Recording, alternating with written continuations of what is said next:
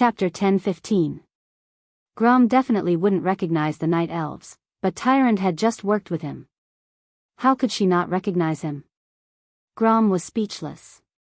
Duque, that bastard. He even calculated this. If Queen Azhara wanted to attack the Nature faction, she wouldn't be able to bypass her most trusted and strongest subordinates, the Moon Guards.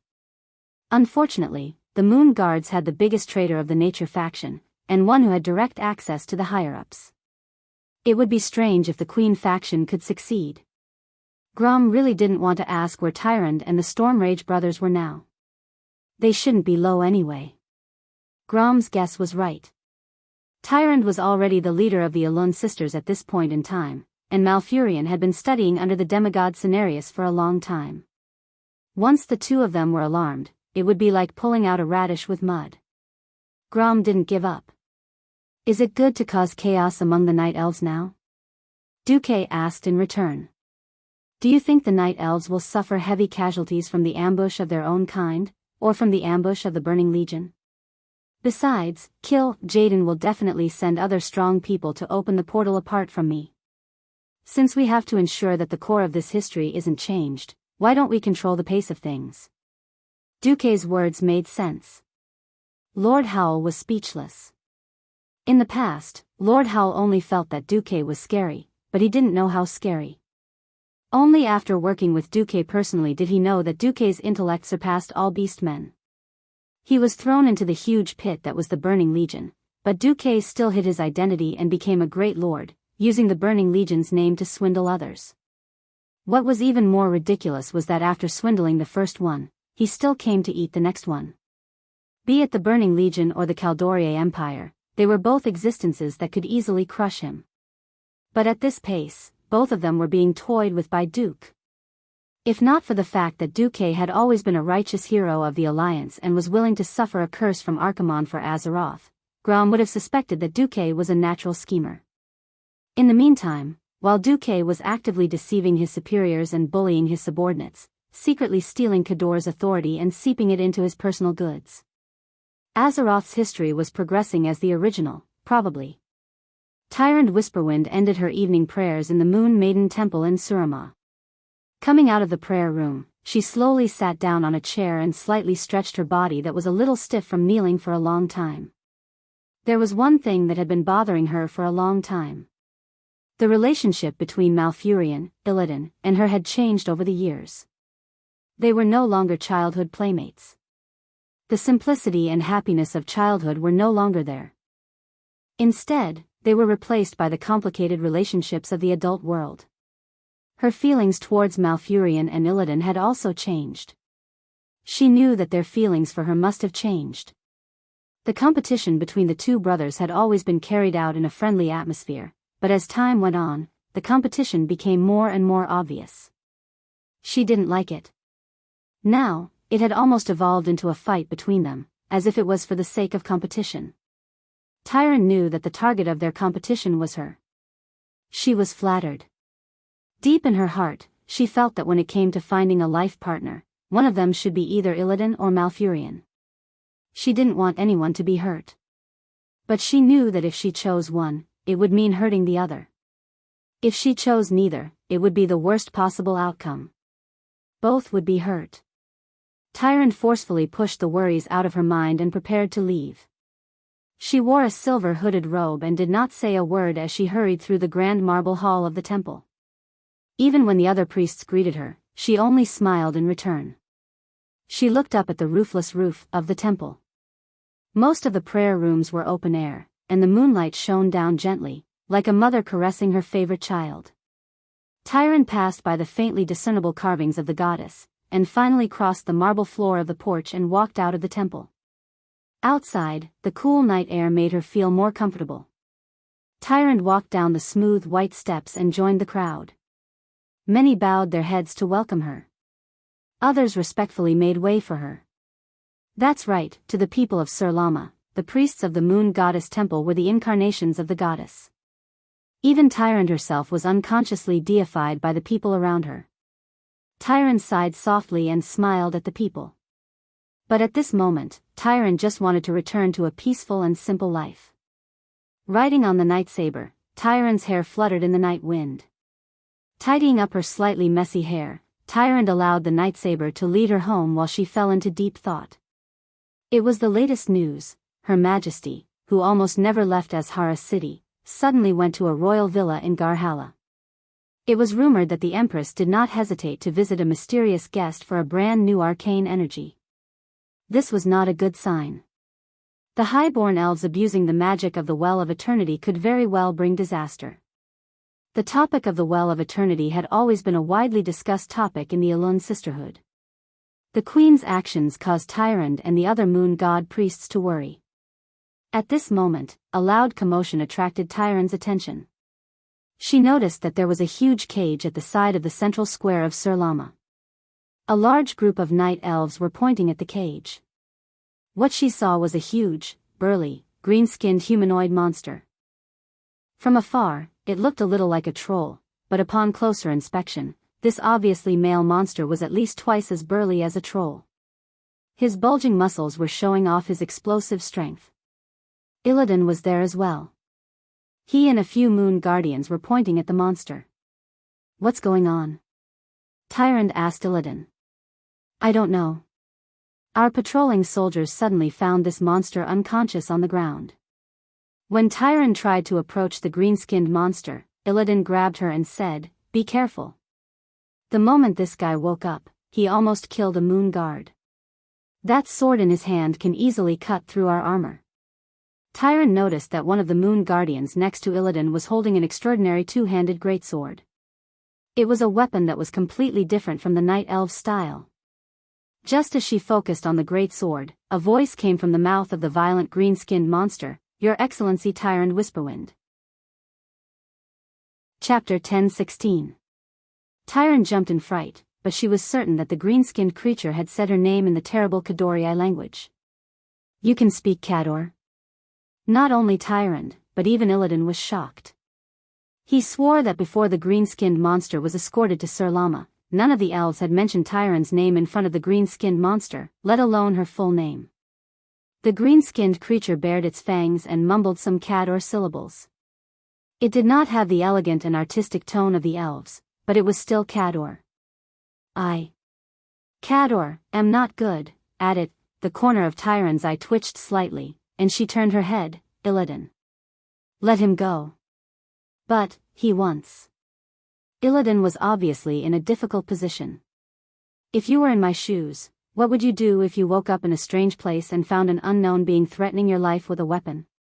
Tyrande countered. Illidan was speechless and could only do as he was told. However, when he opened the door of the cage, he secretly held onto an elven dagger with his left hand. He had absolute confidence in his skills. Even if he could not stop this strange green creature with his instantaneous magic, he was agile enough to send the dagger into the creature's throat. Tyrande had a gentle smile on her face. She walked over and crouched down, chanting Elun's name. The goddess of the moon answered her prayer almost immediately, and a gentle white light descended from the sky. "Praise Elun." The surrounding elves knelt in response to the miracle. The huge wound on the green giant's left arm healed at a speed visible to the naked eye. Illidan sighed. Tyrande was too kind. For a monster of unknown race, she used a limited number of divine grace spells per day. However, this was also why he was so infatuated with Tyrande. Tyrande's lips moved slightly. "I apologize for the rudeness of my people. Please forgive their overreaction. After all, they suddenly found an outsider in our territory." "Yes. May I ask, what is your name?" "Apologize. My name is Biyao. Gax. Not Kador, enemy." "That's right, this green-skinned fellow who was miserably captured and almost sent to the animal park to increase the ticket revenue was the orc hero Brock, who was sent here by Nozdormu to maintain history, and cause trouble, 10,000 years ago." Brock, who didn't expect to be separated, was dumbfounded. Fortunately, it was different from the original history that Duque knew. In the original history, Brock was thrown there without realizing it. This time, it was Nozdormu who had informed them beforehand. Thrall then hurriedly asked Duque to get a high elven mage to give Brock and Grom a language crash course. Sharpening a spear at the last moment, even if it's not bright, it's still bright. It had to be said that orcs really didn't have any talent for languages. Other than Orgrim and Thrall, most of the beast men were rough and boorish.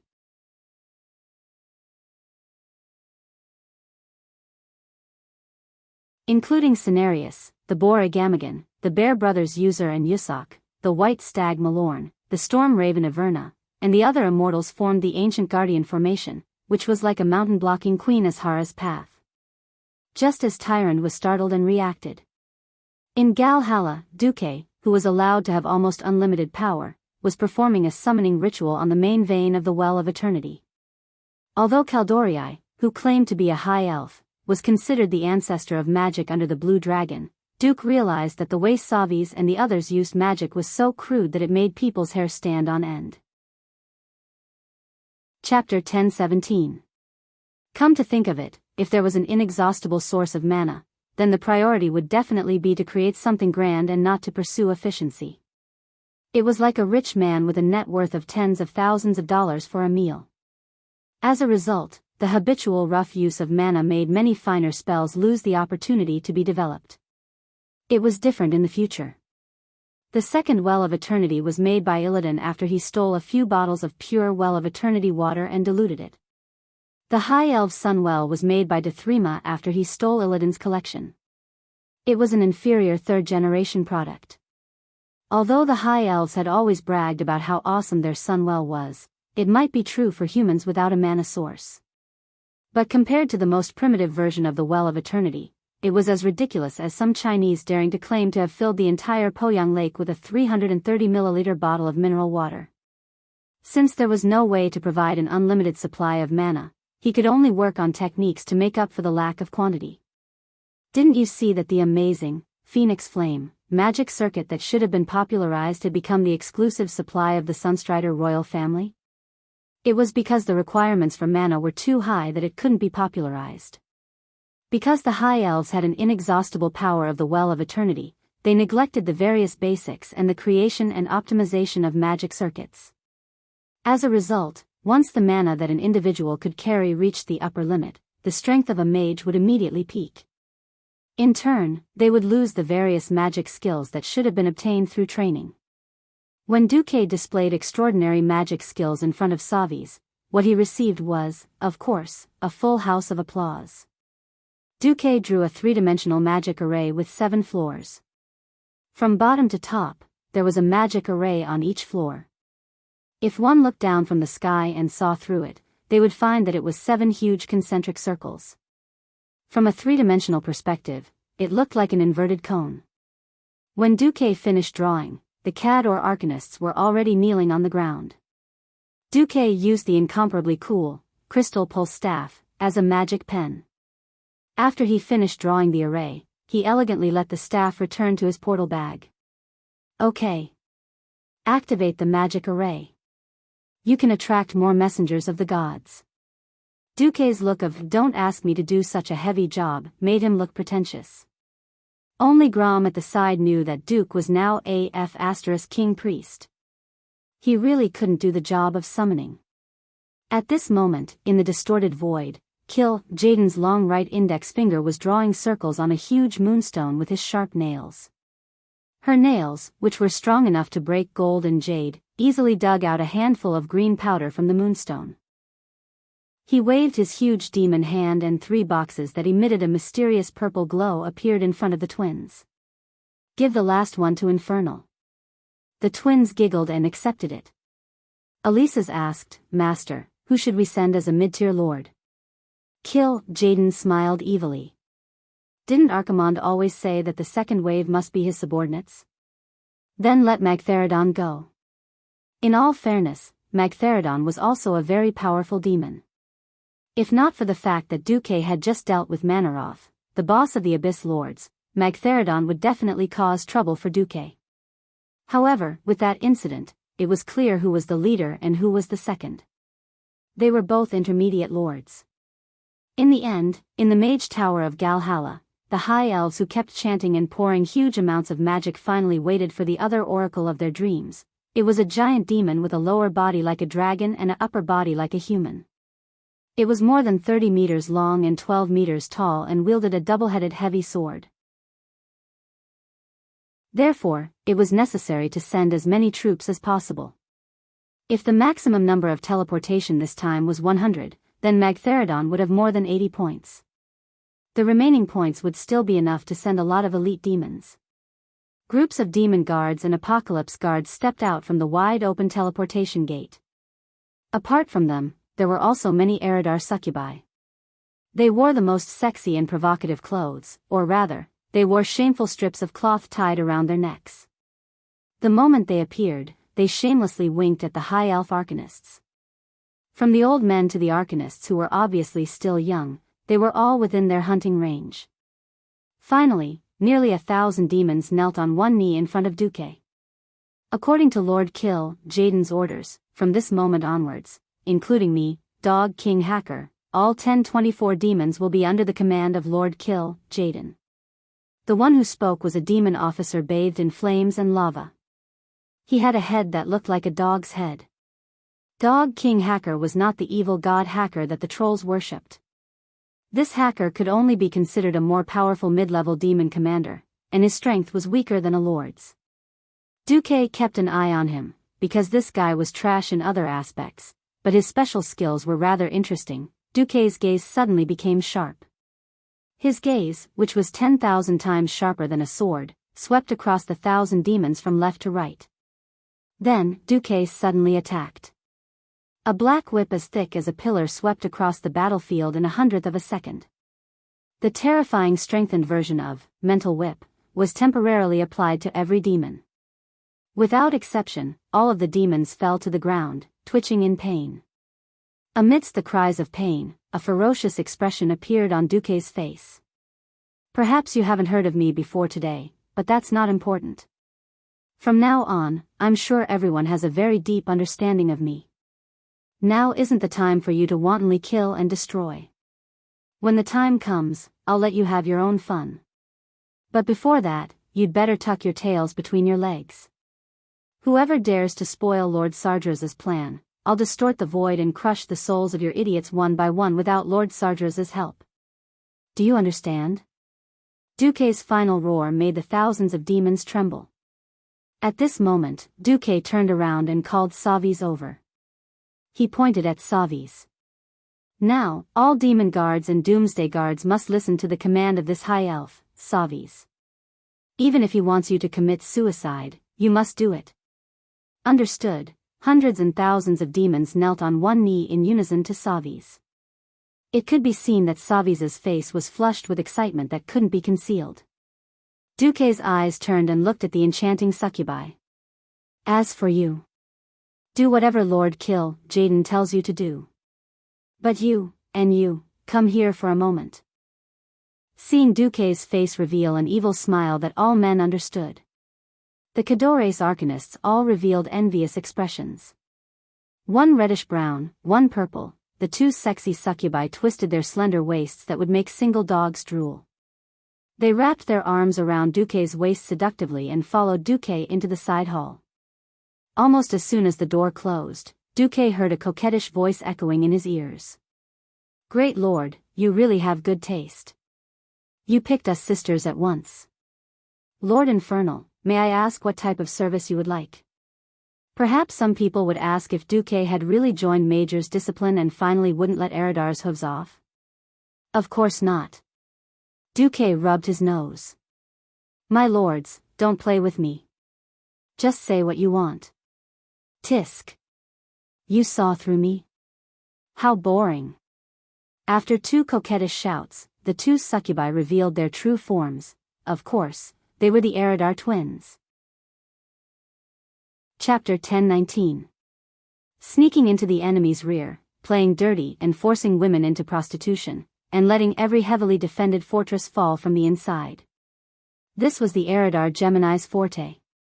There was a poem that praised the Gemini, this body is a wretched wretch. Often thrown into the enemy's formation by the boss on a whim. Though in countless battlefields, never once defeated. Never once tasted defeat. Never met a bosom friend. Often hugging each other on the peak of a burning mountain to have sex, therefore, he didn't know the meaning of this life. This body is destined to be born of wretches. Cough cough. This poem was, of course, made up by players. It was referring to the Gemini's situation in the army where they were not loved or cared for. Every time they could not break through the situation and had to take a roundabout route, they would force the Gemini, the demons who worked behind the enemy's formation, to step in. After successfully opening the door, they would rush into the planet to slaughter and destroy, and the Gemini would have nothing to do with it. It could not be helped. Most of the races in the Burning Legion were muscular men who advocated violence and destruction. They would only scream outside the defensive circle when there was a problem, and those who were willing to put their minds to work were the minority. And so, they kicked the Eridar Gemini over. Duque was absolutely sure that there was no such scene in the original history. So, the Gemini's goal was, of course, to keep an eye on this unreliable leader of the army. But before they could observe in the dark, Duque pretended to show his power and pulled them out. Even if they lowered their strength to pass through the magic circle, their mental strength would not be weakened much. Duque was using the enhanced mental lash, which had a large area of effect.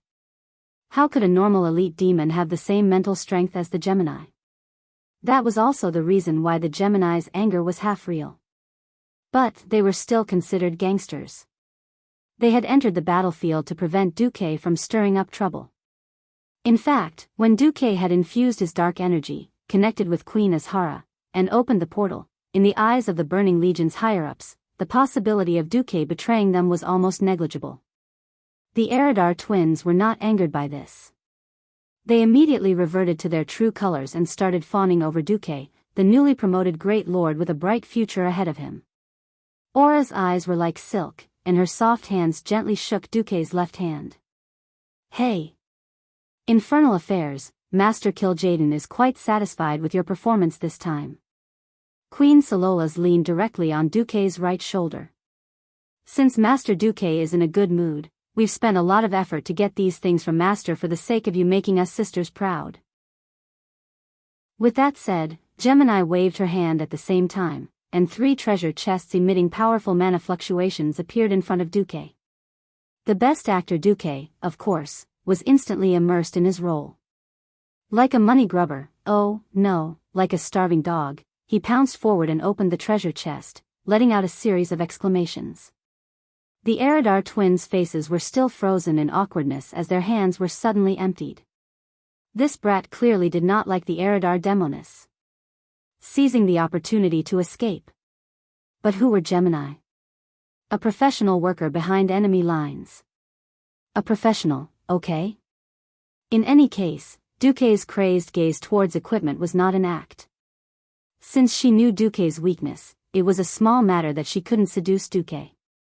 Originally, Sir Kil'jaeden wanted us to pick 2 of them first, and the last one is for you. Aura's voice sounded at the right time. Queen Saloras continued, but seeing that you've just become a Void Lord and don't have much good equipment on you, Infernal Waters, I'm afraid that you're a new Void Lord. We sisters will reluctantly part with our treasures and give them to you first. The best actor, Duke, looked embarrassed. This is a piece of equipment that every lord yearns for, Aura said. Queen Salola sighed, hey. I really can't bear to. The Eridar twins echoed each other. It was so obvious, how could Duque not understand? If Duque chose to continue pretending to be stupid and try to get the equipment, they also had a backup plan to deal with Duque. Even though Duque was the leader of the Church of Immoral Principles, Duque's moral principles were as high as ever when it came to soul corruption. Duque immediately smiled and said, Infernal Water's position today is all thanks to the 2 Eridar sisters' guidance. If there's anything I can help with, please let me know. Although he said that, his hands did not relax at all. He grabbed the equipment in the 3 chests in his hands, clearly showing that he didn't want the equipment. He wouldn't give his life, everything else was negotiable. Seeing Duque acting like a miser, Gemini smiled like a flower and said, he. It's not an order, I just hope that Infernal Waters can provide as much detailed information as possible on the enemy so that we can work for Master Kill, Jaden. What Gemini wanted was never simple destruction and destruction. There were too many boorish people in the Burning Legion who relied on their muscles to make a living. No matter how good Gemini was at fighting, it was impossible for them to surpass vanguard generals like Manaroth, not to mention a big shot like Archimond. They relied on information to become rich. Just as they reached this step, they were shocked. With many years of secret work experience, they could tell at a glance that Savis, the general who had pushed for the Burning Legion to descend, was completely obedient to Duque's words. In addition to the various deductions, Duque had actually controlled almost all of the High Elves in a short 2 days. This was a good thing for the army, but to Gemini, it was tantamount to losing an important point of entry. If they wanted to obtain further information, they could not avoid Duque. Gemini very straightforwardly proposed an exchange of benefits to Duque. To their relief, Duque immediately agreed. No problem. But 2 days is too short. I have to prepare the summoning spell and collect information, so this information is definitely not complete. It is only a general idea, and a lot of it came from Savis's words. Duque took out a thick piece of parchment from his pocket. On it, there was a long list of names written in Eridar, as well as the corresponding introductions. Gemini was overjoyed when she saw it. Written on it were names such as the Supreme Leader of the Moon Guards, Latuzius, and the Lord of Fort Raven, Ravencaze. Of course, there were also the names of some lords. For the Gemini who had just arrived, this was definitely no different than a beacon in the dark. Whether Duque was hiding anything or not, it could be said that it was easy to find out. Duque would also not fake this kind of thing. It was impossible for Gemini to know Duque's evil intentions. Admittedly, these guys who seemed to be very important were indeed the backbone of the Night Elves. But many of them in the original history were just bystanders. For example, just mentioned Latuzius. If this guy did not kneel, there would not be Illidan's position. The ingenuity of this was something that outsiders like the Eridar Gemini could not understand. Moreover, among Queen Azhara's political enemies, they were not the ones who made the most noise. Since they were all cannon fodder teammates in history, Duque really did not feel the pinch when he sold them. Chapter 1020. Sending the information was just a basic exchange. This level of information was definitely not enough to exchange for Kill Jaden's treasures. Duque also sent dozens of gossip, one of which was, one of the important leaders of the Elun Sisterhood, Tyrant, was in a love triangle with the Stormrage brothers. As the first disciple of the demigod Cenarius, Malfurion Stormrage, who had a great influence in the Naturals, had the upper hand in this love competition. Illidan Stormrage, who had basically failed, joined the Moon Guard. For a demon who specialized in tricking people into falling, a single dog like Illidan who was frustrated in love was the best target. Only Duque knew how crazy Illidan's infatuation with Tyrant was. At this point, Duque had secretly buried a nail that could change the entire situation of the battle. The highlight was naturally at the end. Noticing that the Gemini were willing to reduce their strength from a standard lord to an elite demon, Duque enthusiastically recommended his new invention to the Gemini, a dark magic circuit system engraved on the surface of the skin. This method of increasing the magic circuit in a disguised form made Gemini's heart beat faster. Moreover, this was a magic circuit powered by dark energy. The Gemini really could not find a reason to refuse. But the Gemini was very careful. Just let Saloras inscribe the dark energy circuit. Both you and she are of the shadow attribute, so the amplification will be greater. The high-grade warlock Oresis who specialized in fire magic used a very legitimate reason to only let Saloras inscribe. I see. You guys can decide. With a calm and indifferent expression, Duque engraved a set of magic circuit inscriptions on Queen Salora's smooth back. The effect of Duque's personal work was so good that even Oresis was a little envious. Dark energy was a power that the Eridar clan had mastered to the point of perfection. It was true that the Eridar Gemini had exerted their strength, but as warlocks, their strongest point was not their bodies, but their dark magic circuits. Now that Duque had inscribed a set of circuits on Saloras, he could feel Solora's strength rising rapidly. This effect was not 1 + 1 = 2. At the very least, the effect was equivalent to 4. In just 3 hours, Solola's had reached the level of the Hound King Hacker. Coupled with Solola's gorgeous shadow magic, she had the strength of a quasi-lord. For a moment, Aless almost wanted to ask Duque to carve a set for her. In a place where Duque couldn't see, Solola's gave her sister a look, suppressing Aura's impulsive heart. It was only at this moment that the 3 pieces of advanced epic equipment that Duque was finally safe. The headgear, Dark Spell Ring, Desecrator's Gauntlet, and Kill Jaden's Broken Cloak were the 3 top-notch cloth armor items at the current stage of the game. In the next moment, Duque, the powerful maid who had stepped into the realm of heroes, disappeared in the morning light. Looking at the sky outside the window that had finally become sunny, Duque pondered, the actors on the old stage are all here. May I ask, Goddess of Fate, what kind of surprise or scare will you bring me this time? Throughout the ages, those who could clearly grasp the veins of fate, let their vision transcend the mortal world, and control the overall situation had always been rare. At this moment, there were still countless people daydreaming. In the palace of Azhara City, Queen Azhara danced happily. Her graceful stains made the eyes of a group of maids stare, he. Vashti, am I beautiful? As the queen's personal maid, Vashti's face was filled with fanaticism. In this world, there will be no existence that can resist your majesty's charm. Is that so? That's great. Yes, that spy from yesterday must be pretending to be calm. Because he knows that his master, Sargeras, must be infatuated with me. In that case, I will become his matriarch. He. Chapter 10:21. Every being had the right to daydream, but only 1 in a million could turn a seemingly unreachable dream into reality. Duque didn't know how stupid Queen Azhara had to be so sure that she could make Sargeras fall head over heels for her. Anyway, he had no obligation to save these self-proclaimed nobles among the elves, nor did he plan to reverse this 10,000-year-old history. If things went awry, the night elves' hegemony on the continent would be permanent, and there would be nothing left for humans after 10,000 years. Then wouldn't the empire, harem, that Du had built up be ruined? Are you kidding me? Since the high elves want to die, I won't stop them.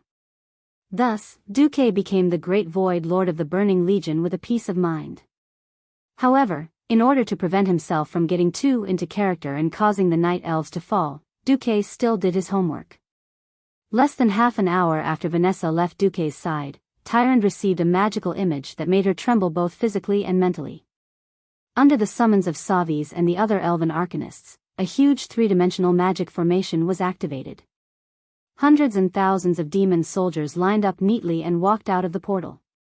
Burly bodies, muscles full of violent beauty, sharp and hard fangs and claws. All of the above almost made Tyrande faint. An unprecedented sense of danger filled her and Malfurion's hearts. Mr. Roddick, Miss Vanessa, please repeat what you know. This is very important. Ronan, who went by the alias Roddick, and Vanessa, who basically didn't appear in the Battle of Mount Hyjal, both appeared before Tyrande and Malfurion after putting on makeup. The Burning Legion's invasion is unavoidable. Most of the nobles in Caldoria have already become the Burning Legion's minions. War is about to break out. I don't know the exact time of war, but I'm sure it's very near, Ronan said with absolute certainty. Malfurion, however, noticed another detail. This magical image is very magical and very stable. I can't imagine how they managed to bypass the detection of so many great arcanists and complete the recording. Miss Vanessa, can you explain? I won't hide it from you. Roddick's teacher, who is also my master, is currently in the enemy's formation and is in a high position. However, we are unable to fully trust you, nor can we tell you his current identity. Please forgive us. However, the authenticity of this information is extremely high, so please be prepared and stop fantasizing about Queen Azhara. Because she is one of the masterminds behind the Burning Legion. The 2 night elves clenched their fists. Even though Roland had long since known that the noble high elves were crazily obsessed with the arcane arts, attracting the most terrifying demon army in the universe in order to obtain even greater power was no different from self-destruction. I'm going to find Cenarius. Malfurion rose. I'll talk to Alun, then contact the various lords. Tyrant's face was ashen. At this time, Luo Ning suddenly said, actually, one of our companions has already contacted the dragons. Dragon race? Tyrant and Tyrant exclaimed in shock. To the ancient night elves, the dragons were a race that was both very close and very distant. The dragons, who guarded the world, rarely interacted with other races. However, any intelligent race would know how powerful the dragons were. Yes. Luo Ning said solemnly. Impossible. As long as it was immortal, once they stepped into the dragon clan's territory, they would be burned to ashes. The dragon clan would not give anyone a chance to explain themselves. Call your companion back immediately. Malfurion said anxiously. Luo Ning shook his head. It's fine. My companion's identity is a little special. He will definitely succeed in convincing the dragons. Crassus was also a red dragon. As the saying went, don't talk to your own people. The dragon's breath would never land on Crassus. In any case, this was a little secret. Tyrant and Tyrant heaved a sigh of relief. Tyrant said, if the dragons join us, Luo Ning interrupted her with the words, I'm going to win, no. Even if all the 5 colored dragons come together, they might not be able to defeat the Burning Legion. All we can do is avoid collapsing right from the start. As for the opportunity to win, we need to look for it seriously. Tyrant and Tyrant's faces paled. They couldn't help but raise their guard against this unknown Burning Legion. Tyrant spoke resolutely, we will prepare to the fullest extent possible for this war. Malfurion said, I'll have to trouble you to help with the rest. Luo Ning and Vanessa nodded at the same time. In fact, Luo Ning sighed too. He was also very helpless about this time's transmigration. On one hand, the information he had gathered was limited. Nozdormu had forbidden them from coming into contact with the Night Elves, saying that it might cause an irreversible change in history. This made it difficult for Luo Ning to follow the main storyline of the ancient war even if he wanted to. After all, as far as Luo Ning knew, only Tyrant and Malfurion were still alive after the ancient war. However, they were not allowed to come into contact with them. As for the ancient war, Luo Ning had flipped through the incomplete records and history books that the Dalajan had salvaged, but he could only find a bunch of vague fragments. He roughly knew that the Burning Legion had come once 10,000 years ago. Then, the Earth aspect dragon, Neltharion, betrayed them and blew up the Well of Eternity for some unknown reason, destroying the ancient Kalandor continent and sending the Burning Legion back to their homeland. As for how it became like this, he had no idea, nor could he verify it. Most of the information humans had about the ancient war came from the High Elves. In this period of history, there was naturally no lack of High Elves trying to flatter themselves. The only thing he could be sure of was that Anastrian Sunstrider's father, Dasrima, had participated in the war, and his role seemed to be a little dishonorable. He was completely at a loss for the rest. On the other hand, he felt that his master, Duque, knew a lot of information that he didn't, but Duque refused to say it no matter what. Now, the biggest trump card of the Azeroth coalition army was undoubtedly Duque, who had become the Burning Legion's Void Lord. Looking at the backs of Tyrant and Malfurion leaving, Luo Ning sighed. With Master's character and intelligence, he probably won't stop until he makes the Burning Legion bleed. Vanessa shrugged her shoulders, looking as if she was about to die. I'm also very helpless to have such a master. Right, what should we do now? Chapter 1022. I'm going to learn from Master during the battle at the Dark Portal. I'll think of a way to print a batch of battle manuals and teach the Night Elves how to deal with demons. This will prevent them from taking the wrong path. Experience gained through blood and life was always a priceless treasure on the battlefield. This could change the balance of power on the battlefield. Vanessa suddenly asked, what is Brock doing? Ronan shrugged. After he regained his freedom, he was summoned to see Cenarius. It seems like the demigod is trying to strengthen his Blade of Cataclysm. Lucky guy. Right, how much time do we have? Master told me to go to Azhara at noon and midnight to keep an eye on Grom Hellscream. Before the city's defenses were strengthened, a hero-level thief like Vanessa could enter and leave Azhara easily. She immediately understood what it meant to keep an eye on Grom. At noon on the first day, Grom was playing with ivory carvings in the corner of the royal garden. He was carving on a steel boar's tooth, carving the head of a lord of the abyss on it. On the second day, Grom was playing with wood carvings, using an axe as a carving knife and carving out 2 lords. At midnight on the third day, Grom went to the toilet 3 times. Every day, Grom would do something new. The intelligent Vanessa immediately understood what he was doing. Unbeknownst to most of the night elves, the dark clouds of war were rapidly accumulating. On the 6th day, Vanessa finally received new instructions. It wasn't until the 7th day that Tyrant finally received the most conclusive piece of information. Illidan, who had joined the Moon Guard, had snuck back and told Tyrant the terrifying truth that there were 5 burning legion lords in Azhara. Tyrant no longer hesitated and went straight to the night elves' respected Lord Ravencase. She showed Ravencase the evidence. Ravencase's face was ashen. He swung his strong arm in a circle and slammed his fist on the table. That traitor Savis must have deceived Her Majesty. No. I must encourage all the lords to start an operation to rescue the king. Tyrant was speechless. She could not help but admire Queen Azhara's charm. Even though there were images of the Empress appearing near the teleportation portal, and even footage of the Empress happily caressing those burly and ugly demon guards, there were still many lords like Ravencase who believed that the Empress had been deceived. 5 lords of Caldoria had the same idea as Ravencase. The only good thing was that at least they were ready for war. Just as the war was about to break out, something big happened in Azhara city. A huge commotion came from the outer city of Azhara. It was the resting place of Queen Azhara. She ordered music to be played in the hope of driving away the noise, but alas, the lyre and flute were of no use. She had no choice but to get up.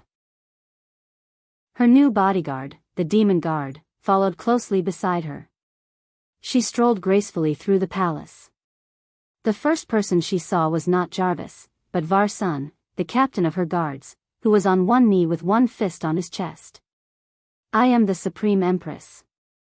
My dear captain, why is it so noisy outside? The night elf with a face full of scars looked up at her and hid his expression. Perhaps it will be easier to show it to you. Very good. He led the way to a balcony overlooking the main city. Azhara rarely came to this balcony because she didn't want to be seen by the public. She preferred the view from the luxurious balcony in her room, which might allow her to see a corner of the Well of Eternity. With a snap of Varsun's fingers, a royal arcanist released a small, telescopic vision.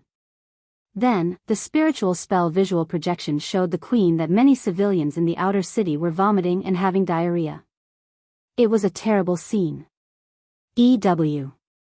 The queen waved her hand, not wanting to continue watching. The mirror image disappeared instantly. Your Majesty, it seems to be a plague. How can there be a plague? Why didn't anyone report it to me? The queen looked displeased. At this moment, Savis hurried over. Honorable Lord of Evernight, I may be able to explain. The queen raised her hand and gestured for Savis to continue. According to your instructions, we are shutting down the magic branch of the Well of Eternity so that more magic power can be injected into the construction of the portal. When we shut down the magic branch of Count Ollie John Farrell's Mage Tower, it seemed to have caused a leak in the Count's lab. Leak? Yes.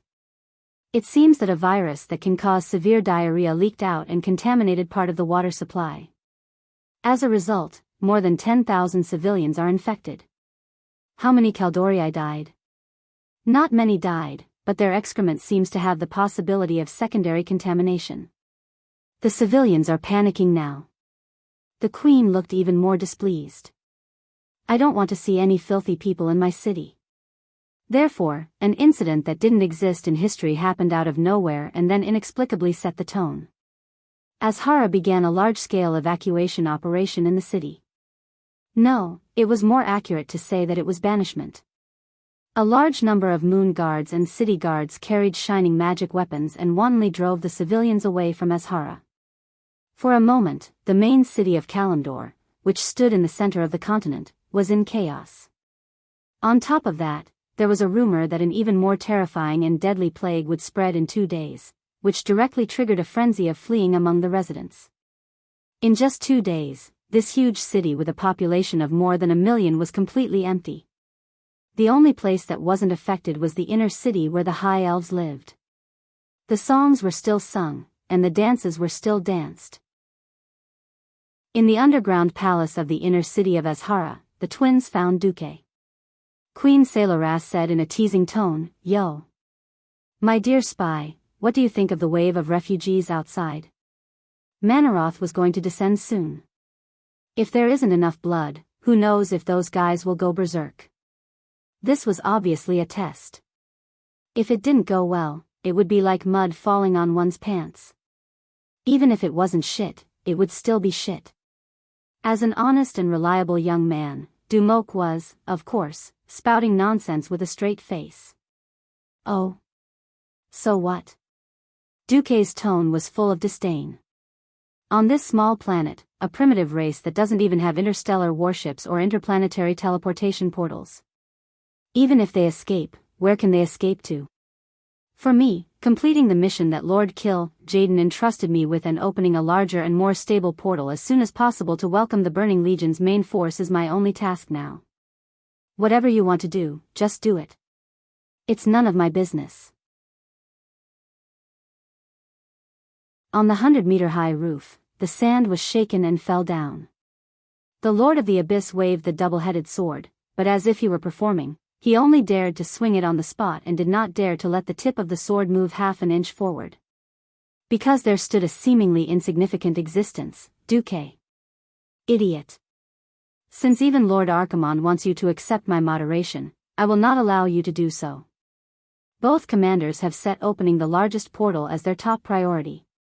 This proves one thing: the importance of planet Azeroth is far beyond the imagination of a pig-headed demon like you. Duque acted like a true Lord of the Void, mercilessly lecturing Manaroth, who had been defeated by him. But look at these demons. Are they still the mighty warriors of the Burning Legion? They're worse than dogs. Not daring to challenge Duque's authority, Manaroth was not stupid and changed to a roundabout way to ask for permission to fight. Duque glanced at the huge portal that was about to be completed by the Burning Legion's dark craftsmen. "Forget it. Leaving a fool like you here won't be able to guard the portal. Then bring the Lords of the Abyss to cause trouble. Do whatever you want, the more the merrier." Everyone could hear the sarcasm in Duque's words, but Manaroth felt as if he had been pardoned and brought his underlings to work. "Karzak, Khazragar. Guard this place," Duque said without turning his head. "Yes. Understood." After the two promises, these two lords of the apocalypse, who had been killed on Mount Hyjal 10,000 years later, listened to Duque's orders like loyal dogs at this point in time before they were killed 10,000 years ago. This scene was truly comical. An hour later, all the night elves in the Caldoria Empire were alarmed. One by one, they raised their heads. In their perception, the world that had been bustling with noise a moment ago had suddenly become silent. There was no night wind, and every leaf in the forest outside the window was drooping. There was neither the sound of wind nor the chirping of insects. Only the loving light of the moon goddess Elun poured down from the branches in the form of moonlight and shone on the cheeks of the night elves. The expensive magic lamps that would never be extinguished at night all lost their luster, and every night elf city fell into a short and strange silence. What happened? Where's the magic power of the Well of Eternity? In the darkness, countless elves exclaimed. However, their panic and agitation were the greatest contrast to the lackluster magic power tributary below the city that did not even have the slightest ripple. At this moment, all the elves felt that the world they were familiar with was deviating. The magic power that was once extremely familiar and powerful seemed to be leaving them in fear under the threat of the goddess of fate. In the dark, it seemed that something sinister was descending, as if some terrifying existence was waiting for them at the crossroads of fate. An invisible black hand was secretly guiding and manipulating everything with its unparalleled power. The elven arcanist subconsciously looked around and found that many monsters that had been imprisoned in the magic prison, from the smallest magic dragons to the extra-large dragon beasts, were all running out of the prison cells. Unexpectedly, they thought that these monsters would immediately turn on the elves after gaining freedom and take revenge on the masters who had imprisoned them. However, no matter what kind of monsters they were all trembling and even running around in panic. No one realized that they were doing everything they could to get away from Azhara City. All the elves who could sense the magic power felt their hearts skip a beat. Because at this moment, all the wizards in the entire Chaldorii Empire had their connection with the Well of Eternity forcibly cut off at the same time. The weak fireball that lacked magic power smashed into the inner city wall. Before it could touch the wall, it was blocked by the inner city's magic defense wall and turned into clusters of sparks and flames. Some of the elves frantically tore at their clothes and scratched at their purple skin with their not-so-sharp nails, leaving deep bloody marks that exposed their flesh. Some of the elves were crying and yelling. While shedding tears of blood, they were grabbing their compatriots beside them and tearing them apart in a frenzy.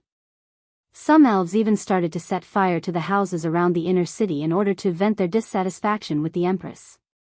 Looking at them, Duque took a deep breath. It was just like how the High Elves suffered from magic addiction after losing the Well of the Sun. Now, even their beautiful faces had become hideous and distorted. These fellows who had lost their rationality were undoubtedly drug addicts. However, because the magic density of the original Well of Eternity was many times higher than that of the Well of the Sun, they were addicted to the Well of Eternity magic, which was many times stronger than the original Blood Elves in history. When the addiction flared up, drug addicts could trample on all conscience in the world and murder all the beauty in the world. Duque suddenly understood that the fall of the once prosperous Chaldorii Empire was not without reason. At this moment, Queen Azhara was beside Duque. Azhara was still the same Azhara, but the scene in front of her was no longer the one she was familiar with.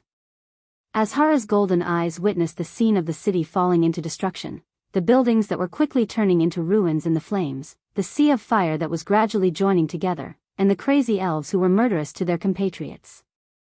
She looked around and found that the inner city wall that protected the High Elves was still intact. Are these my beloved people? Queen Azhara was trembling all over.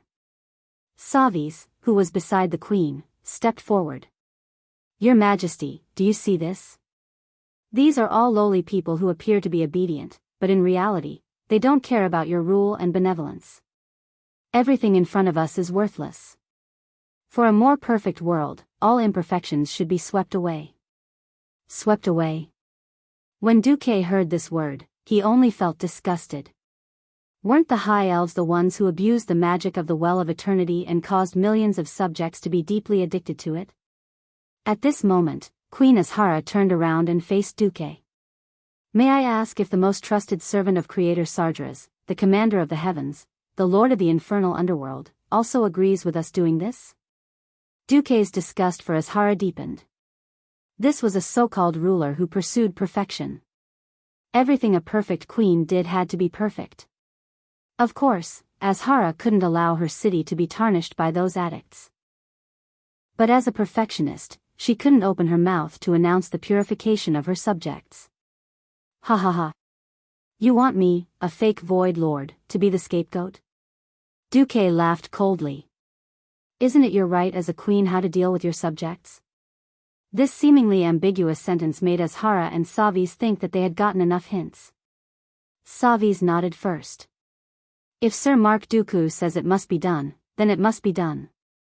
Moreover, the other commander of the heavens, Sir Manaroth, also thinks that purification is necessary. I have always believed that in the name of pursuing glory, sacrifices are unavoidable. Moreover, these are thugs who tarnish the glory of Her Majesty's holy city. Azhara had briefly met the unforgettable Manaroth with her chief counselor, and she had fallen head over heels for the towering servant of the Creator. Seeing that the two commanders of the heavens had agreed, the Shadow Queen Azhara nodded awkwardly. Savis lowered his head. Your wisdom transcends the galaxy. The queen accepted his praise with the calmness of an emperor. She received many compliments every day. This was a major part of her life. As if she couldn't bear to see the carnage that was about to happen, Azhara asked, "Will this last for a long time? Isn't the Creator coming soon?" Chapter 10:25. Duque said neutrally. Dark energy extracted at the cost of life and destruction will undoubtedly hasten the arrival of Lord Sargeras. Then I have no objections. The queen sighed as if she was bemoaning the state of the universe and the fate of mankind. She placed her hand on her chest. Yes, I hope that when Sargeras comes, I can be the first to know. If I can't personally greet him here, I will be very regretful. I also really hope to let you know in advance. Duque said without a trace. Now, please leave, Queen. I have to open the portal. The Queen bowed absent-mindedly. Her eyes seemed to be completely immersed in the huge and psychedelic portal in front of her and the true meaning of the gods. That's right, in Azhara's mind, she began to imagine the world she dreamed of. An even greater planet. Every inch of land on the planet was her territory. There were no more ice or ancient gods to stop her from extending her power. Everywhere, there were glorious monuments erected in her honor. This planet would no longer be called Azeroth like people were used to. No, it should be called Azhara. For the Queen's hometown, this was such a fitting name. Azhara. She said it to herself twice, and she was intoxicated by it. She should have made this change a long time ago, but it did not matter now. Besides, she had an even more attractive idea. Indeed, her face was exceptionally perfect. It was the symbol of her people. But there was something more glorious and greater. Soon, he would come. His name was Sargeras. She whispered, "Sargeras. God Sargeras," a smile that was almost childlike flashed across her face. His partner, Azhara, accompanied by the almost crazed whisper, the tall and slender figure disappeared from the gate. Duque was speechless. Crazy woman. If I tell you that Sargeras does not like you at all, will you kill yourself in anger? In recorded history, Sargeras had only F***ked one woman, yes. 10,000 years later, when he possessed Medivh, he F***ked the standard green-faced, fanged Garona, and gave birth to a monkey called Madan. Oh, a mixed blood. Do you have measurements of 60, 50, and 60? Do you have green skin? Do you have hideous little fangs? No. I'm sorry, but you're not qualified. Duque let out a long sigh in his heart. He fully activated his best actor power and announced loudly in front of the Eridar twins and the other Void Dukes with a mocking expression, "Open the door." Following Duque's announcement, the 4 gates of Azhara's inner city finally opened slowly. The elves outside the door all crowded forward like a surging flood. They were certain that Queen Azhara would eventually answer their pleas. However, the one who appeared in the palace wasn't an empress, a minister, or a ceremonial official. It wasn't something that the Night Elves had seen before either. Instead, it was the Burning Legion, a demon army that represented death and destruction. A 4-legged creature with strong, canine-like limbs, bright red skin with black spots, long white bull horns, and 2 sharp black whip-like tentacles, this was the infamous Hellhound of the Burning Legion, even in the next 10,000 years, to the mages. Looking at the Hellhounds that formed a huge carpet behind the inner city gates, the Night Elves who were about to charge forward let out sharp shrieks. The tragedy officially unfolded at this moment. The elves at the front retreated, and the elves at the back who had become reckless due to their magic addiction surged forward crazily. When a few elves at the front tried to cast magic, their spellcasting ability was temporarily sealed by the Hellhounds' spell block, and their end was inevitable. At 3:00 in the morning, the first victim of a demon on planet Azeroth was born. The Hellhound easily used its huge horns to break open the stomach of the unlucky fellow. Then, with its mouth that was as sharp as a bird's beak but filled with sharp teeth, it tore out the long intestines in the elf's stomach. Ah, the heart-wrenching screams instantly ignited the panic of the people. They only wanted to see Queen Azhara and vent their dissatisfaction and resentment for losing the magic of the Well of Eternity. They never thought that they would be greeted with such an inhumane massacre. Tens of thousands of elven magic addicts were drowned by the even more terrifying hellhound tide within minutes. Tons of fresh blood gathered at high speed and filled the entire moat of Azhara's inner city. Manarotha's huge figure appeared at the city gate that was slightly narrow for him. He swung his double-headed sword that weighed several tons and burst into the most joyous laughter since he descended. Ha ha ha. Go. My little bastards. Massacre, destruction, tonight is the Burning Legion's feast of death. Ha ha ha ha ha. Beside him was the Hound King Hacker, who had been bestowed with power and had advanced to a low-level lord. Hacker's body was covered in light and shadows, and the space around him rippled like water. Countless hellhounds were leaping out of this special portal for hellhounds, allowing even more hellhounds to directly arrive from the distorted void to participate in this massacre. Not only low-level demons like the hellhounds and demon guards, but even the lords of the abyss under Manaroth had entered. Those massive war machines that looked like dragons turned into bulldozers and smashed the tall and beautiful elven houses as easily as a pile of toy blocks. The continuous rumbling sound spread from near to far, all the way into the distance. Azhara, which had always been a city that never slept, welcomed light after a short period of darkness. Unfortunately, this was the light of destruction. Every fire represented the collapse of a 1,000-year-old cultural relic house, symbolizing the death of a double-digit number of elves. Krasis, riding a huge red dragon, was hovering outside Azhara city. He was dumbfounded as he watched the scene unfold before him. Impossible. Why didn't he stop this even though he knew that this would happen? Krasis was a little confused. He could not understand why Duque did not stop this destruction, even though he knew that his goal in coming to the ancient war was to protect history. Who is he? Krasis, the huge red dragon asked. Krasis did not know how to answer. Because any spoilers from him could very well affect the attitude of the dragons towards Duke 10,000 years later. In the end, he answered vaguely, "He is the leader of our alliance, a great being whose soul will not fall into the abyss even if he is cursed with the darkest of curses." Chapter 10:26. The Red Dragon was non-committal. What are we going to do now? The Red Dragon's combat power was indeed strong, but it depended on who it was compared to. If it was just the Night Elves, then as long as it did not encounter a Breaking Dawn mage or a mage tower, the Red Dragon could come and go as it pleased.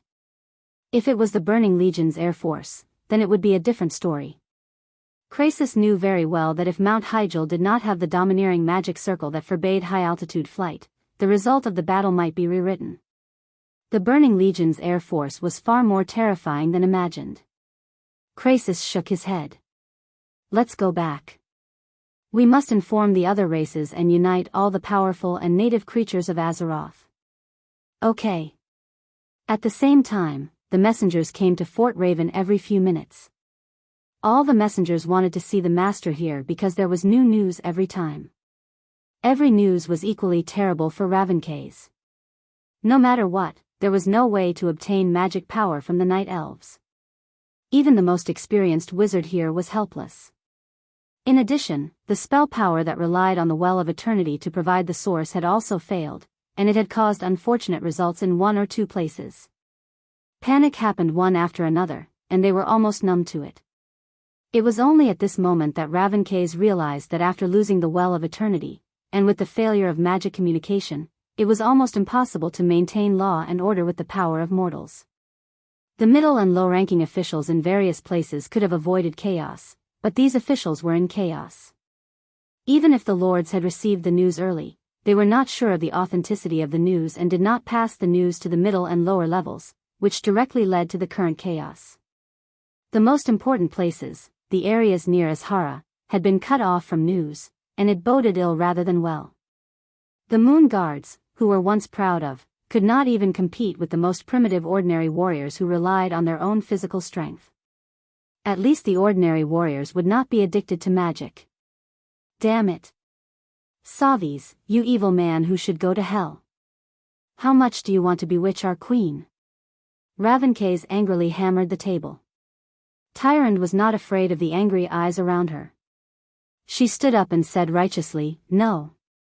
Your Excellency Ravenkaze. Let me emphasize once more, this operation was personally approved by Queen Azhara. Enough. The gods belong to the gods. What belongs to the emperor belongs to the emperor.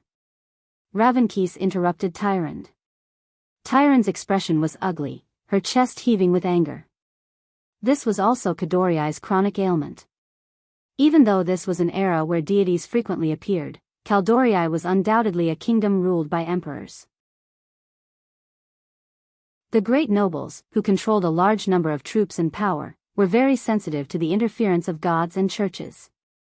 Tonight, there were a total of 118 lords gathered in Fort Raven, which accounted for less than a quarter of the entire Kaldori Empire. More lords chose to wait and see, or directly moved their families into the inner city of Azhara, firmly choosing to stand on the side of the queen. Even though they looked like they were rebelling now, the slogan they were shouting was still, "Long live the Empress." We must protect the king and eliminate the side of the emperor. At this moment, Malfurion suddenly strode in from outside the hall, accompanied by a tall green giant and a short but fair-skinned humanoid creature that the lords had never seen before. Ravankees, this is no longer a simple battle for the throne. If you think that there are no traces of the gods in this war, then you are wrong, Malfurion yelled, and then put down a magic crystal on the huge military map. The next second, a huge three-dimensional projection appeared over the military hall of Fort Raven. It was a huge figure not much smaller than the majestic gate of Azhara. A fat but dragon-like lizard-like lower body, coupled with an extremely swollen humanoid upper body, and a terrifying double-headed sword that could easily cut down an arrow tower, all the evidence supported the horror of the burning legion that Tyrande spoke of. What is it? Ravankees could not hide his trembling. At this time, the male human beside Malfurion, who was shorter than the night elves, stood up and bowed to the elven lords. Dear lords, greetings. I am a human from another world. My name is Roddick. As a person whose hometown is also threatened by the Burning Legion, I have come here to report the intelligence of the Burning Legion. After some opening remarks, Ronan said in a deep voice, "This monster is the vanguard of the Burning Legion, the Lord of the Abyss, Manaroth, who has destroyed countless planets." As soon as Ronan's voice trailed off, there was a burst of gasps from the lords. Destroyed countless planets? The lords wanted to accuse Ronan of exaggeration, but after seeing Manaroth easily destroy a mage tower that kept releasing lightning magic at him, no one dared to say anything. If you still need evidence, there is. Ronan snapped his fingers. In an instant, in the middle of the liege lords, under the illumination of the bright torches and the focus of their gazes, beside the table with the military map, a slender but shorter human figure appeared. She seemed to appear out of thin air, twisting the air and appearing in front of everyone. Who? Ravankees was the first to draw his sword. She is not the enemy. Tyrande and Malfurion said at the same time. The next moment, a masked woman with the same fair skin as Roddick appeared in front of the elven lords. She silently offered another magic crystal and placed it on the table. The lords were in an uproar when the image and voice were released. Because the main character in the video was their most revered and respected Queen Azhara. In the image, Queen Azhara turned around and faced the side. May I ask if the most trusted servant of the Creator Sardras, the commander of the heavenly realm, the lord of the infernal underworld, agrees with our actions? Everyone here was a senior noble of the Kaldori Empire. Of course, they understood what the queen's words, which were full of political art, meant. They, the lords of the various lands, had been abandoned. Mercilessly abandoned. When the queen was preparing to welcome the so-called god, she didn't even consider informing them. The resentment of being betrayed and abandoned filled the hearts of all the lords in an instant. Almost every lord wanted to roar at the sky to vent the rage in their hearts. Chapter 10:27. Only Ravankees broke the magic crystal on the table with his sword. Wait. Our arcanists have never seen such a sophisticated illusion system. Who can guarantee that the information provided by you, outsiders of unknown origin, is true? Ronan was speechless. Reforming the magic image system and storing it, that was technology from 10,000 years later. He really could not refute it now. And, who the hell are you? Which race are you? Don't think that your clumsy makeup can fool my eyes.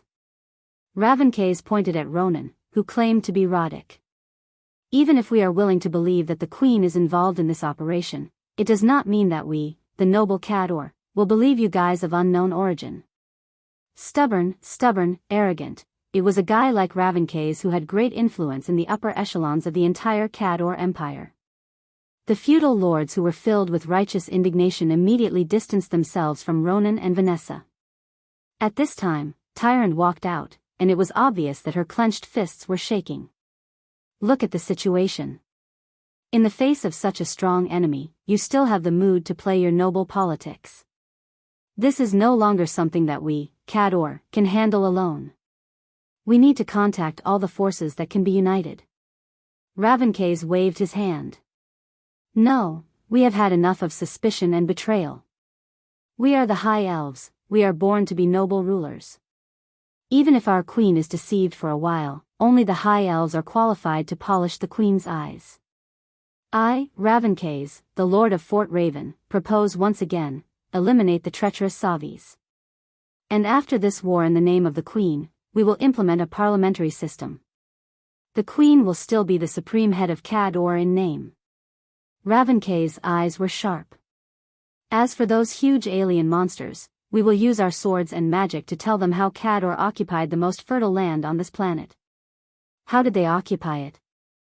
Of course, from the hands of the trolls. With swords. With bows and arrows. With invincible magic. Ravencase raised his arms and shouted, and the feudal lords cheered in unison. Tyrande, Malfurion, Ronan, and Vanessa were all silent. Ravencase said arrogantly to Tyrande and Malfurion, "You can choose to join us or not." Without even replying, he led a large number of lords out of the military conference room. Ronan muttered in human language, "Is this fate? Or is it that the power of tradition is so deeply rooted and unbreakable?" Vanessa clearly had a different opinion.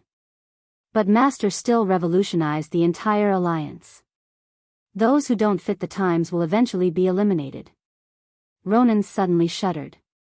He somewhat understood what Vanessa meant. Those who tried to stop the wheel of history were destined to be crushed by destiny. No one could save them. All we can do is unite the remaining, purer forces that can be united. 3 days passed, and Ravencase managed to pull out an army of more than 300,000 Cadores. They gathered into a surging torrent and marched towards the half-destroyed Azhara city. At the same time, in Azhara, Grom was very depressed. Even though he knew that this was part of Duque's plan, even though he knew that patience would bring him greater rewards, the Burning Legion badge on his chest still made him feel ashamed. This was not the first time he had seen a demon. In his eyes, the seemingly huge and terrifying Cerberus was just a swing of his axe. The cleverer-looking demon guard with a huge horn and a demon's face was also a swing of his axe. In reality, he could only swing his axe at any demon.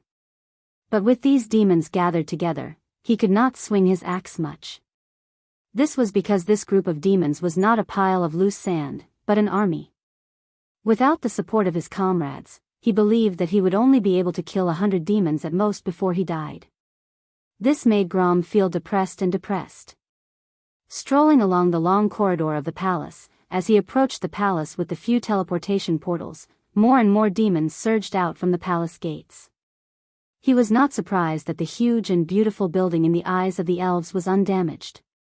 Just as Duque had told him, most of the elves who had fought alongside him 10,000 years later were now conspirators of the Burning Legion. Grom could see the guards standing in a neat row by the wall. As he got closer, he could even see the twisted and terrifying joy in their eyes under such a creepy scene. Their silver eyes were all red, and some looked like they could not wait to become part of the demons and join this demon army that had destroyed their home. Grom felt a wave of disgust and quickly turned away. On the side of the palace, he noticed that the High Elves' residence was completely preserved. Some of the Queen's servants were even walking from room to room as if nothing had happened around them. Walking quickly to the teleportation area where Duque was, Grom resisted the urge to kill the 2 Apocalypse guards at the door, entered, and saw Duque. Seeing that there were no other demons around, Grom whispered to Duque, "I've had enough." Duque laughed. It was really hard for a fierce general like Lord Roar to play the dirty game. "Oh. Do you like war?" Grom was stunned. He could not read Duque's thoughts. After a moment of silence, he replied, "I do. Those night elves who overestimate themselves have formed an army. Of course, this is nothing to worry about. What I'm concerned about is that according to the latest information, they seem to have one of your compatriots." Duque laughed sinisterly. Compatriots? Grom's two bell-sized eyes widened. Of course, he knew that Duque was referring to Brock. Duque, who had transformed into a shadow priest, laughed sinisterly as if he was the most evil incarnation of darkness.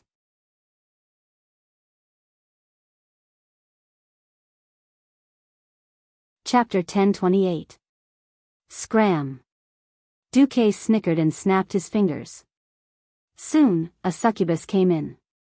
"Lord of the Infernal Tunnel, did you call for me?" "Yes. Put this dirty beast man into today's team. If he shows any signs of rebellion, then execute him." "Understood." With that, Grom left with the succubus with a complicated expression. At this moment, Duque suddenly sneered. "Come out, I've already noticed you." He. How rude of me." The ones who came out were naturally the Gemini Alita. Duque's face, shrouded in dark power, had a domineering arrogance. "What, do you have a problem with me punishing my own servant? Your servant seems to be quite strong. Is it really good to give up just like this?" Duque was not surprised by the chain of questions from the telepathic Gemini. The dark aura on Duque's body became more and more vigorous. Just being 10 meters away from Duque made one feel like they would be devoured by the dark magic.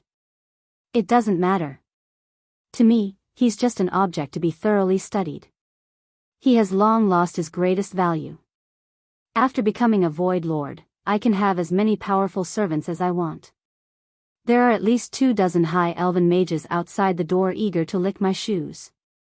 Elisa's narrowed her eyes. "Aren't you afraid that your servant will really rebel and cause trouble for the Burning Legion?" Queen Solola's chuckled. "Who knows, the sin of a servant's betrayal might be on your head." Duque snorted. "Lord Archimonde is about to descend.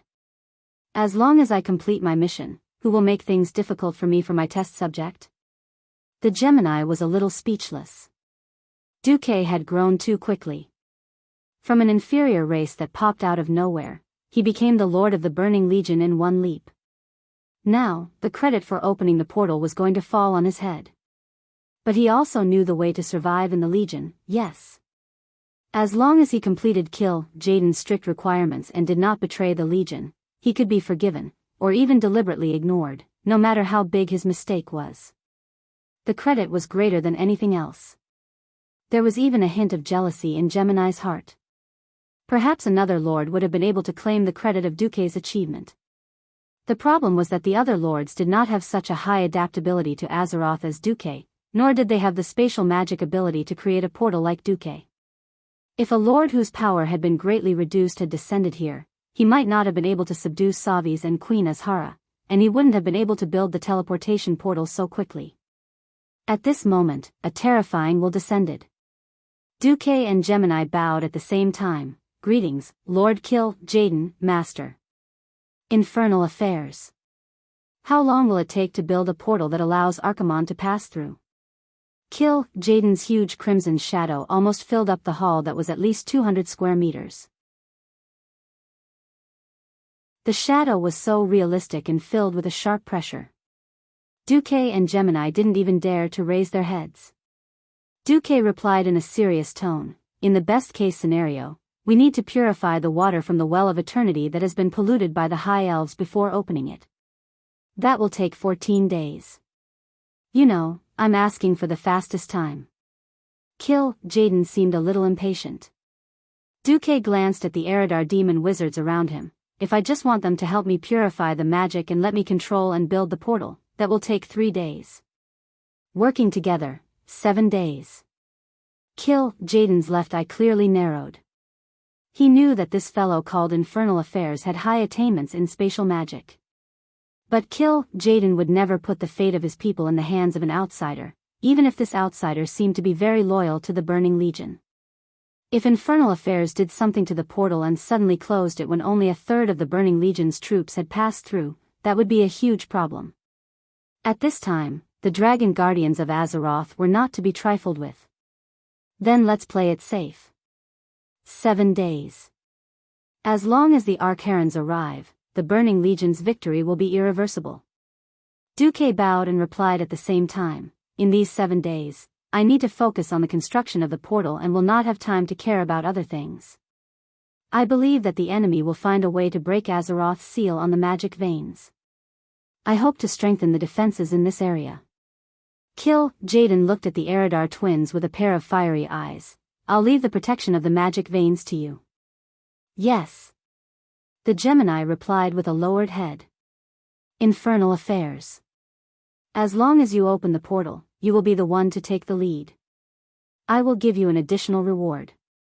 As long as it suits your status, you can have it.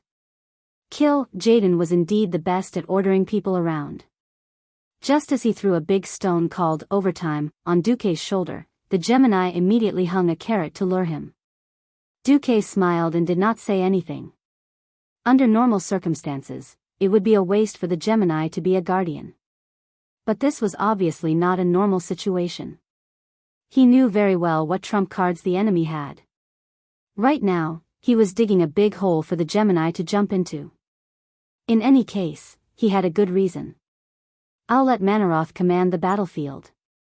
Infernal Affairs will focus on opening the portal, and the Gemini is the most free. Can you look after the seal for a few days?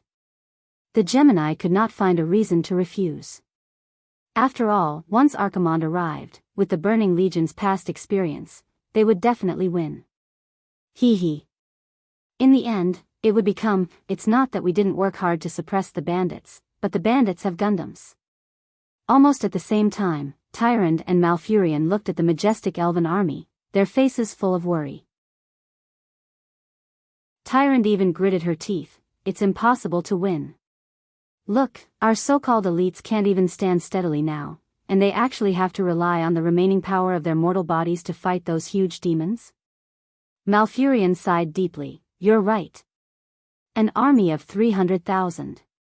This was definitely a powerful force to be reckoned with in the mortal world.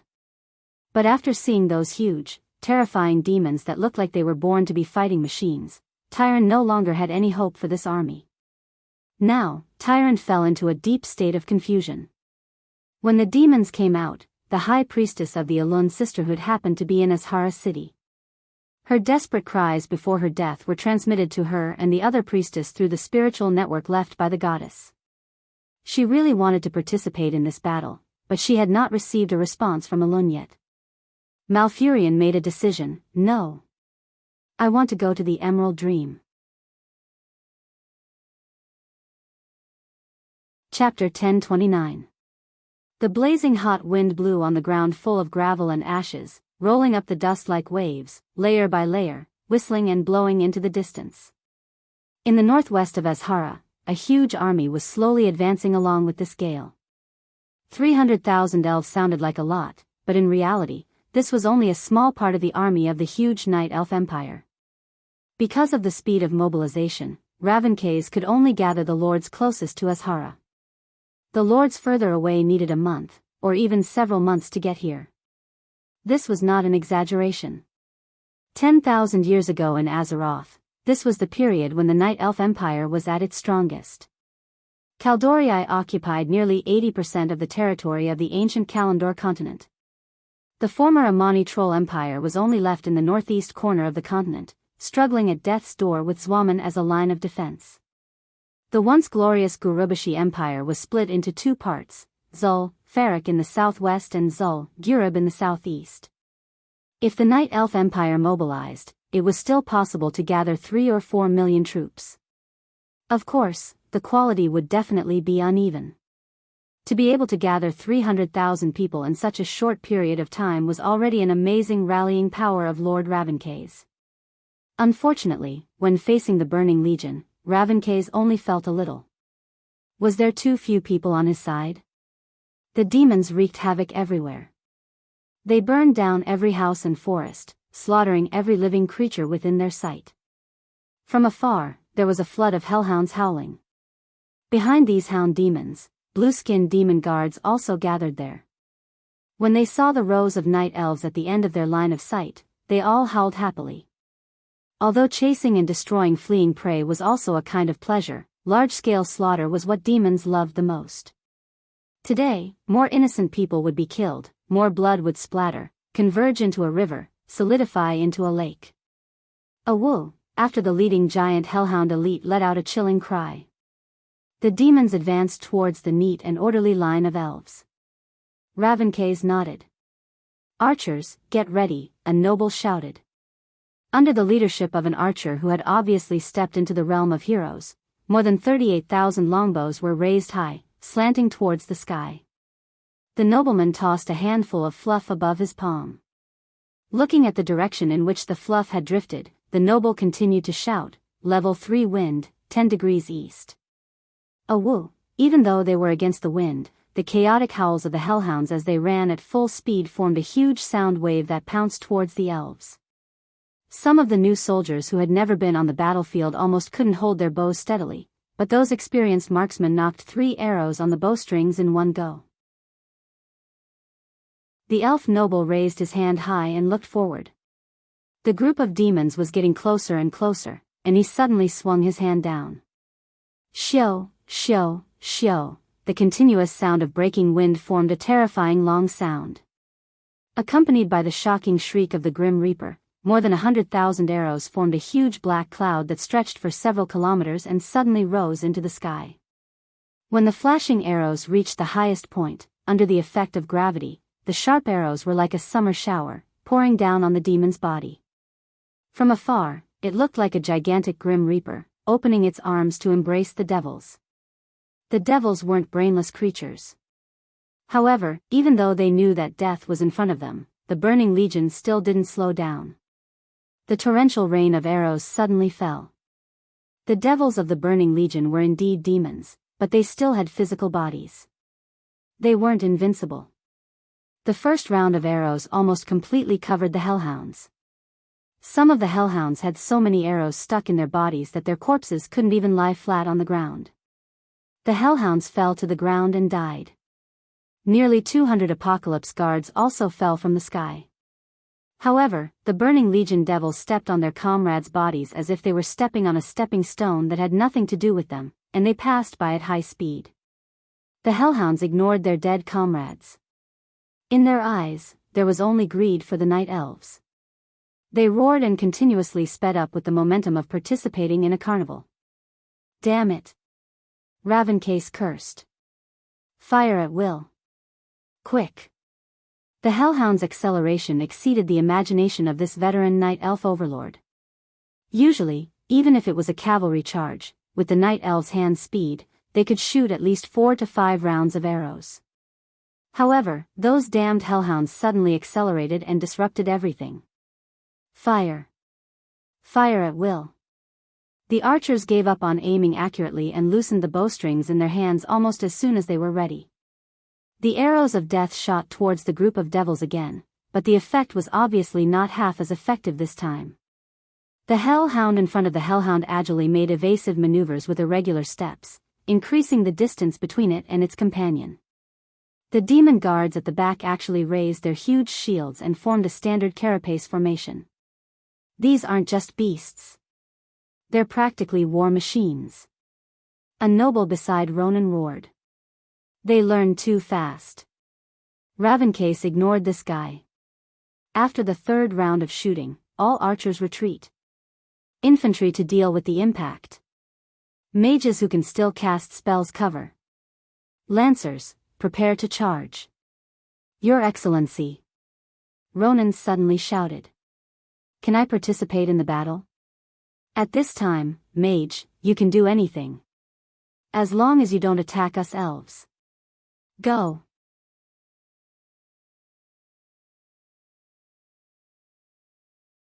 Chapter 1030. If the charge of the Hellhounds was like a torrent spurting out of a great river, then Ronan's earth spell would be an artificial dam that appeared out of nowhere.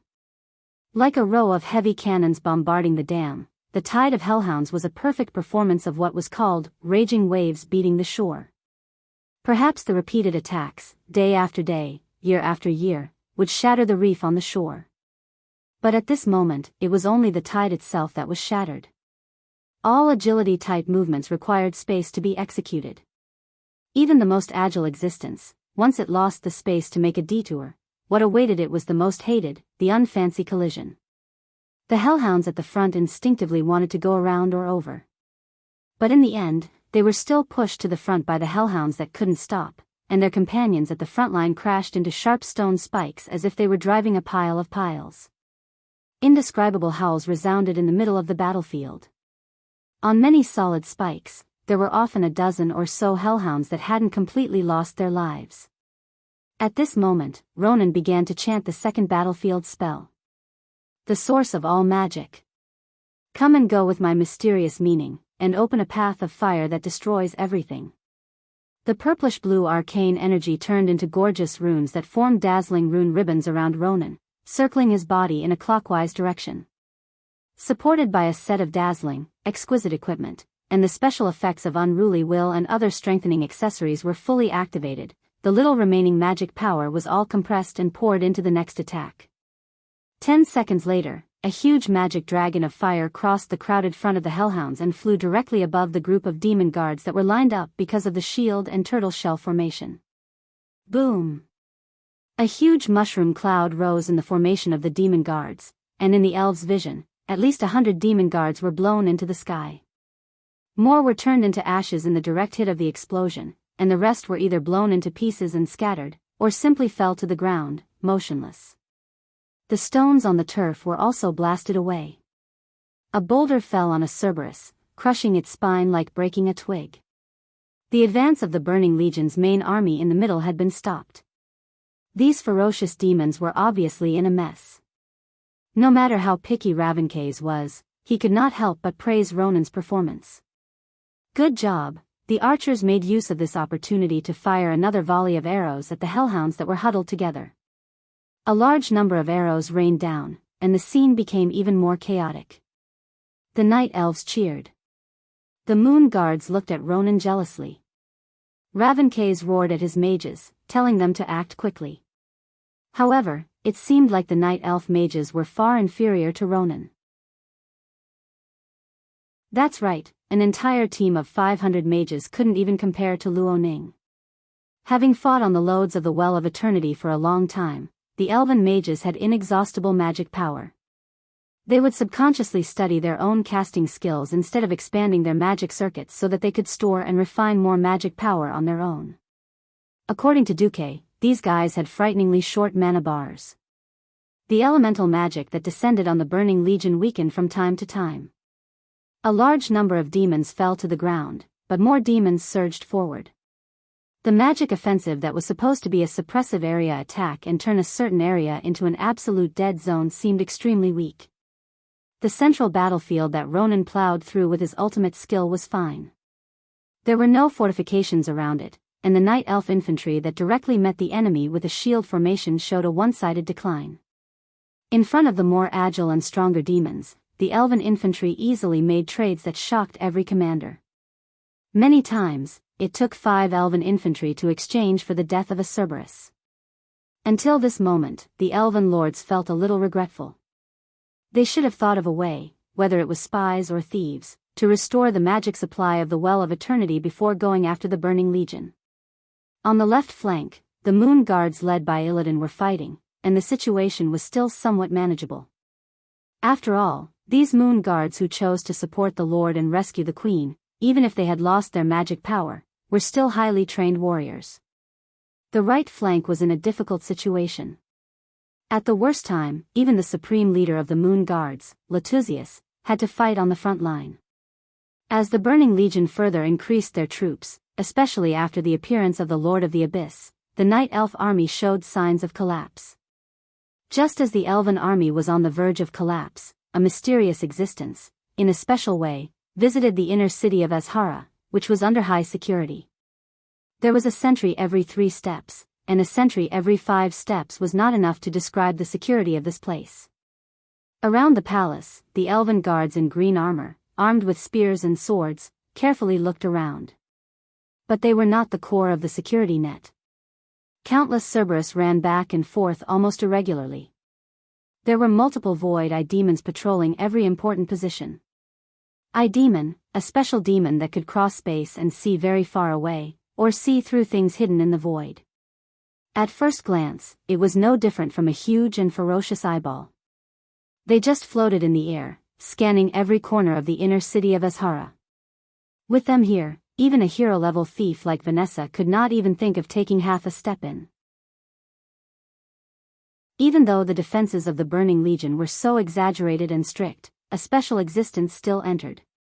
He flew over the Well of Eternity lightly, looked down at the huge pool of black water, and slowly ascended to the tall and majestic Forbidden Palace that stood on the cliffs of the mountain. When this palace was first built, stones and trees were combined together with magic.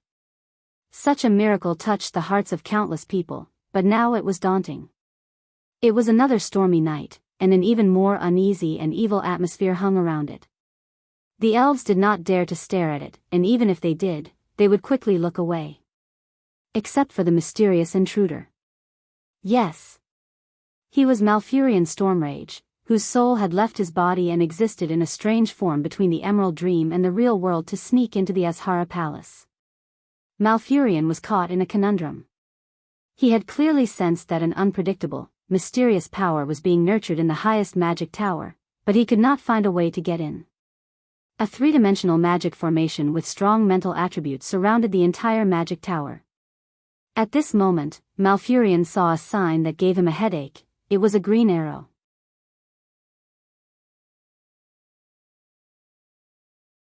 Chapter 1031. Malfurion's first instinct was to think that it was a trap. The enemy had a ghostly fellow who had seen through everything. But Malfurion's second reaction was to think that it was impossible. It was simple, because the green arrowhead was formed from the power of the Emerald Dream. Logically speaking, the Emerald Dream should be a special space unique to Azeroth. Apart from the green dragons, only the druids of the Night Elves had the ability to sneak into the Emerald Dream. In fact, even Malfurion, the first disciple of the demigod Cenarius, was only a half-baked infiltrator. How could the Burning Legion, who had just arrived, have such a skill? This was not a skill that could be easily passed on to outsiders. The demigod Malorn and the moon goddess Elun had given birth to the demigod Cenarius, whose adoptive mother was the green dragon Queen Isra. Relying on this relationship, Cenarius had mastered the technique of sneaking into the Emerald Dream, and thus taught Malfurion and the other first-generation druids how to sneak into the Emerald Dream. Malfurion would never have thought that there would be a monster from 10,000 years in the future who had only entered the Emerald Dream once and seen the dream attack that Isra had used to attack Nethario, the Wing of Death, had actually used the system elf to calculate and figure out how to use dream power. Duque could not easily let his soul wander like Malfurion. After all, entering the Emerald Dream required very strong mental strength. Otherwise, he could do what Malfurion had done and obtain legal entry rights from Isra. Otherwise, he could learn from the King of Nightmares, Savis, and use filthy evil power to forcefully pollute the Emerald Dream before breaking it open and entering it himself. But when it came to the use of various mysterious powers, Malfurion was no match for Duque. Using mental strength to condense mental strength that was similar to dream power and spread it between the cracks of reality and the Emerald Dream. It was extremely easy. If the situation was different, Malfurion would not have dared to casually enter. He saw a small Chinese character on the bottom right corner of the green arrowhead, none. None? Malfurion's soul suddenly trembled. He immediately realized what it meant. That was what the human named Roddick had said. When he and Tyrant had asked about the existence that had infiltrated the Burning Legion, Roddick had said vaguely, "For Master's safety, I cannot tell you who he is. But he will leave a mark to distinguish between friend and foe, and that mark is none." Malfurion memorized the strange character. Roddick said, "My master was a legendary figure who could turn the power of darkness into light even though he was cursed by the commander of the Burning Legion. Cadores can choose not to believe him. But if you have no other choice, you might as well consider accepting my master's guidance. At this moment, on one hand, Malfurion was amazed by the formidability of the legendary person who claimed to be Nihility. On the other hand, he realized, to his surprise, that he didn't have many choices. Those eyeball-like abyss devils floating in the void gave him a very bad feeling, as if he would be discovered if he approached. Now, he shouldered 300,000 soldiers and the future of the entire Night Elves. Hesitation or being discovered would directly lead to the defeat of this battle. If Ravenkay's army was completely annihilated, it was unknown if he could organize a second large-scale army. After all, Queen Azhara had a righteous status. If the queen put down her pride and even promised her people, how many Night Elves would still have the will to fight? Malfurion didn't dare to imagine. He could only take the gamble. His soul traveled through the half-illusory green dream, wandering in the gap between reality and illusion. Following the arrow, he entered the palace. In the beginning, he was more cautious. He spread out his senses in the dream to see if there were enemies in the direction of the big X. Very soon, he almost fell for it. The eyes of the two-eyed devils turned to his sensory tentacles and almost grabbed his spiritual power. This scared Malfurion quite a bit. Even if he was unwilling, he could only follow the instructions and continue walking.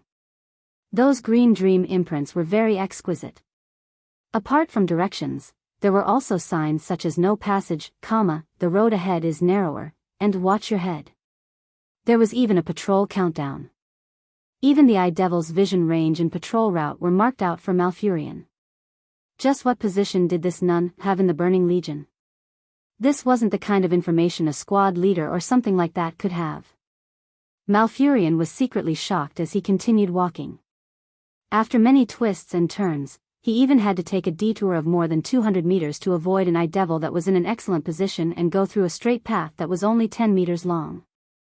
Just like that, Malfurion's wandering soul finally arrived in front of a mage tower without any mishaps. He suddenly recognized that it was that bastard Savi's mage tower. Just as he was about to follow the signs and enter the mage tower, Malfurion suddenly froze. He saw 3 huge signs outside the mage tower's gate.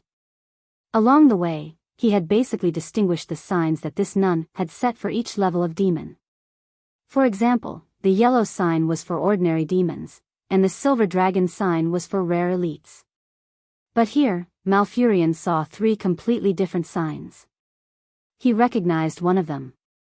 It was the sign that represented Breaking Dawn mages in the Kaldari Empire. It obviously represented the Queen's chief advisor, Savi's. The other 2 were demon shadows with the slender appearances of women. They held magic staffs and had 2 black suns on their heads.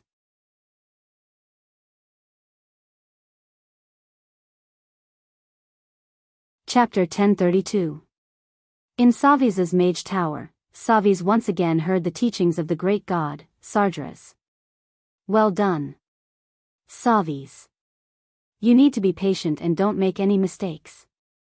When my most powerful warrior, Arkharon, arrives, the perfect, clean world filled with great evil energy that you've been waiting for will soon arrive. Savi's was deeply encouraged. Sardras's grand and powerful voice turned into a torrent of excitement, spreading to every inch of his body. At the same time, in the domain of the Emerald Dream, Malfurion did not even dare to breathe. He did not dare to move forward, nor did he dare to retreat, for fear that he would produce strong emotional fluctuations or something else that would attract the attention of that terrifying existence. The time that felt like it was taking forever seemed even longer as he waited in a trance. With great difficulty, the powerful will with the yellow-green light finally faded from the mage tower. Then, Malfurion heard Savi's laughter. Hoo-hoo. Ha. Ha ha ha ha. Ha ha ha. Savi's covered half of his face with his right hand to hide his twisted smile. But Malfurion still saw it. He saw the bulging eyeball exposed between the index and middle fingers of his right hand. What kind of eyeball was that? It was bloodshot, filled with savagery and madness, mixed with indifference towards life. What made Malfurion's heart palpitate the most was that the eyeball turned and stared at where Malfurion was. Impossible. Malfurion's soul trembled violently. This was definitely not a coincidence, because the gap between reality and the dream was rather tricky. It was the opposite of where a magic lamp was. Most people would not look where the strong light was coming from. If it was a coincidence, then how could Savi's face and eyes turn 120 degrees, and then stare up 60 degrees to see here? Come out. Savi's yelled fiercely. I didn't say anything just now because I didn't want the god to know that I'm the kind of idiot who was entrusted with an important task, but didn't even know the enemy had sneaked into my mage tower. At that moment, Malfurion deeply regretted it. Damn it, how stupid I was. Malfurion had heard stories about Savi's eyes before. People said that Savi's eyes could see the shadows of shadows, but he dismissed that as a myth. The pair of eyes that allowed Chief Advisor Savi's to observe the power of natural witchcraft also allowed him to notice the souls floating around him. Seeing how smug Savi's was, Malfurion couldn't help but have the urge to turn around and leave at all costs. Too late. Savi's raised his right hand high and clenched it in the air. Malfurion immediately felt that the space around him was trembling violently. It was obviously not a regular spell, nor was it some damn evil energy.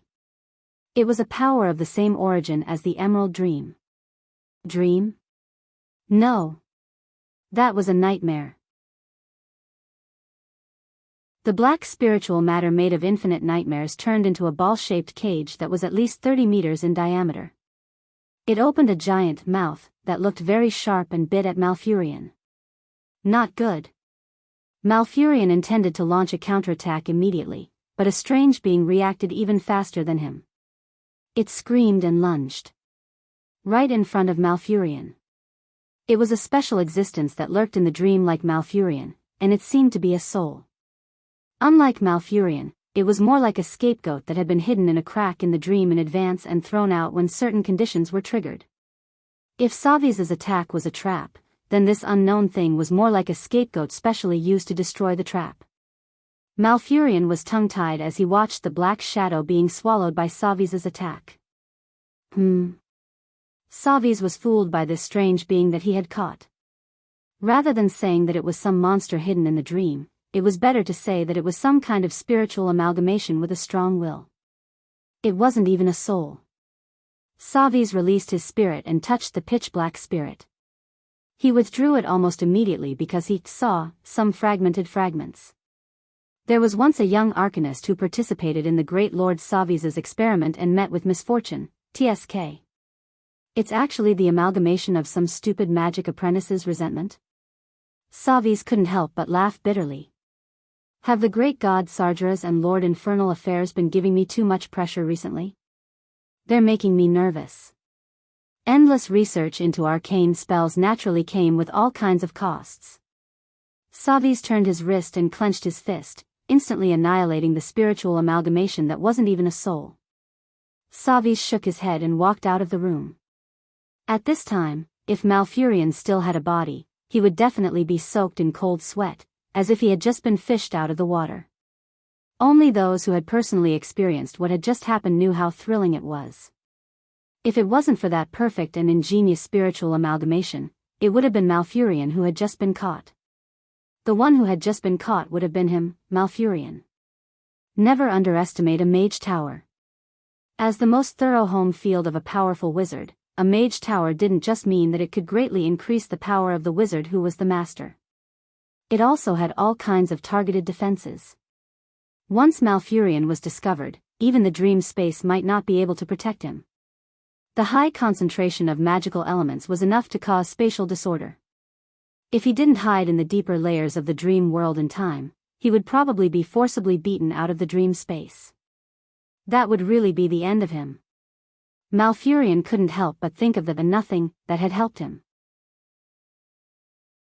The route had been chosen by this Mr. Mole, so it was hard for Malfurion not to associate this spiritual amalgamation with Mr. Nothing when a life-saving straw had appeared at this time and place. It was a pity that Malfurion didn't understand Chinese. Otherwise, he would definitely associate nothing with the Lord Infernal affairs that Savis had mentioned. After Savis left, Malfurion found the target he had been searching for all this time, the seal that controlled the magic branch of the Well of Eternity. It had appeared in the form of a talisman shield. Malfurion could clearly sense that the numerous torrents of magical power that passed through the Mage Tower all had a small branch that was connected to this talisman shield. Malfurion was ready to move.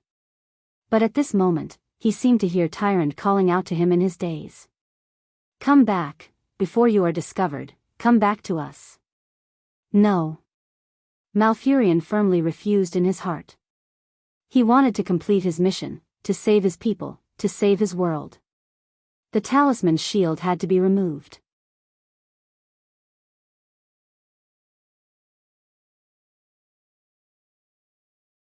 The talisman shield trembled. He was about to succeed. Success was close at hand. Malfurion, who was still young, could barely hold back the ecstasy in his heart. He was far from the steady druid 10,000 years later. For the Night Elves, Malfurion was still very young at this moment. "I'm going to be the hero who saved Cadores." He had forgotten what Cenarius had taught him. The closer he was to success, the more careful he had to be. He didn't even notice the two voluptuous, evil-looking female bodies that appeared in the void behind his soul. "There's a rat. A magical rat." It sounded like two long and slow sentences, but they were compressed into the shortest syllable at the same time and pierced into Malfurion's soul directly, allowing him to hear every note of the two sentences clearly and even the mockery in them. Oh no. Malfurion suddenly realized that the close distance had become the farthest distance. Darkness and fire. Two powerful forces burst out of thin air and forcibly dispelled his force of nature. All his efforts to influence the charm shield were in vain. More terrifyingly, Malfurion sensed that the space around him was becoming heavy. If he could not return to the domain of the Emerald Dream in the next second, his soul would be confined in the narrow space. That's right. Every great demon was an expert at playing with souls. Malfurion couldn't imagine what would happen to his soul if it fell into the hands of the great demons. Was he going to fail completely? Malfurion didn't even dare to imagine how Savis and the Burning Legion would fortify the defenses here after this failure. The Emerald Dream was not invincible. He couldn't use it to sneak in again. After the Night Elves' resistance was slaughtered, it was meaningless to discuss whether the other Night Elves could regain the power of the Well of Eternity. Was he really going to fail completely? Malfurion's entire soul felt like it was frozen due to extreme fear. At the very end, Malfurion suddenly sensed something. It was a seed.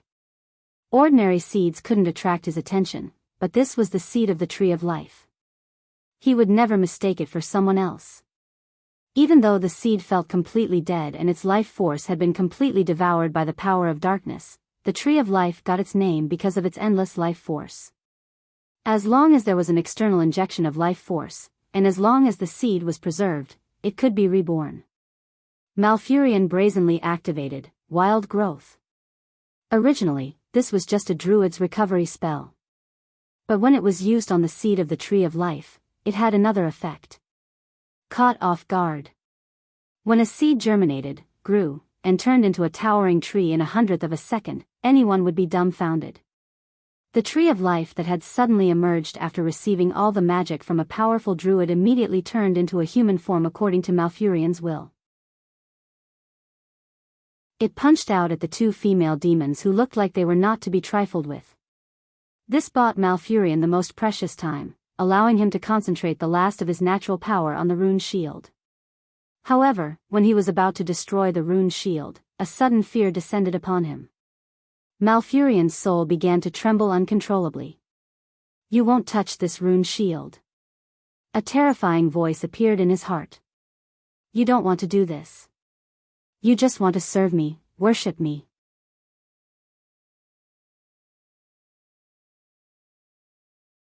Chapter 1034. The voice was so loud that it felt as if he was surrounded by giant bells that were as tall as two people. Just the sound waves alone were enough to shatter his soul. He could not resist it at all. The horrifying sound waves easily crashed into Malfurion's spiritual world. Even his soul felt numb. Malfurion tried his best not to succumb to the voice. Roddick and the others had already told him what kind of misfortune would befall everyone if he were to enter Azeroth. He used to think that these mysterious visitors were exaggerating the terror of Sardras, the leader of the Burning Legion. Only after experiencing it for himself would he understand that the sins released by the hundreds of thousands of demons that had entered this world paled in comparison, not even a 10,000th of what Sardras was capable of. "No, I won't serve you, Sardras." In the past, the gentle druid was almost roaring these words in his spiritual world. Sardras was too far away from this world. Although he was terrifying, his influence was limited. The druid was a powerhouse in the spiritual realm. With his strong willpower and long training in the Emerald Dream, Malfurion finally broke free from the whirlpool of thoughts. Malfurion could feel the terrifying anger that came from those eyes after crossing the endless void. At the same time, he understood that the evil will from the distorted void could not affect him in any way other than attacking his spiritual world. Malfurion tried his best to focus and ignore Sardras's existence. He was only thinking about what failure would mean for the Night Elves and the entire world. Giving up on chanting the incantation, Malfurion's soul roared angrily. That was the trembling of nature. It was a roar against the power of darkness after contacting the wrath of nature. "Stop him!" Savis, who had appeared at the door, shouted. In fact, Savis had rushed back as soon as he sensed that something was wrong. Be it him or the Eridar Gemini, they were both a step too slow. The Tree of Life's seed had consumed almost all of Malfurion's magic power. However, no one had expected that the mini Tree of Life would nourish Malfurion at the last moment after it finished growing. A wisp of inconspicuous green light did not trigger the protective shield and directly filled the inside of the spell shield. The next moment, almost every being in Azhara felt a strong tremor from the Well of Eternity. Boom! It was a loud roar that sounded like a dam breaking. The dark water of the Well of Eternity, which had calmed down for a long time, boiled again. Near the walls of the well, in 8 directions, east, west, south, north, and southeast, suddenly appeared 8 large whirlpools that could easily swallow a house. At this moment, Best Actor Duque, who was presiding over the opening ceremony of the portal in the Mage Tower in the center of Azhara's Forbidden Palace, had a perfectly timed expression of shock. Thinking about this, the Erida Geminis also went crazy. "Envelop him, Shadow." Saloras waved her hand. "Devour him, Flames." Alesis shouted. With the twins and Savi's magical black eyes, even if Malfurion was more ghostly than a ghost, he would not be able to get away with it. The Emerald Dream, as the name suggested, was a dream. Dreaming required one to relax mentally and enter the magical state of dreaming. Malfurion, who was not very familiar with the technique, needed time to re-enter the Emerald Dream. In order to destroy the talisman shield, his soul completely entered the real world. Facing the fierce attacks of the 2 demon lords, he instinctively raised his hand, seeking help from the air and wind. The power of nature and the power of shadows and flames collided in mid-air, causing a loud explosion. Fortunately, they were inside the Mage Tower. Since the Mage Tower could not detect Malfurion, it automatically activated the magic shield and became a useless teammate. That was how Malfurion escaped.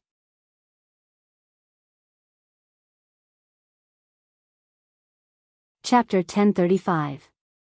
But he would not be so lucky the next time. Savis charged at Malfurion.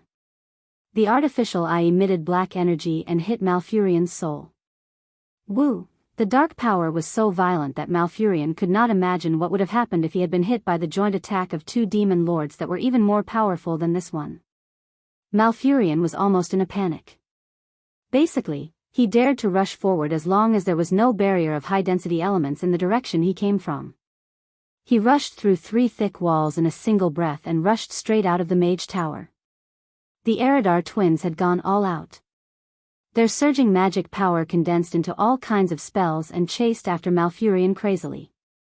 The power of shadow and flame was initially blocked by the barrier of the Mage Tower.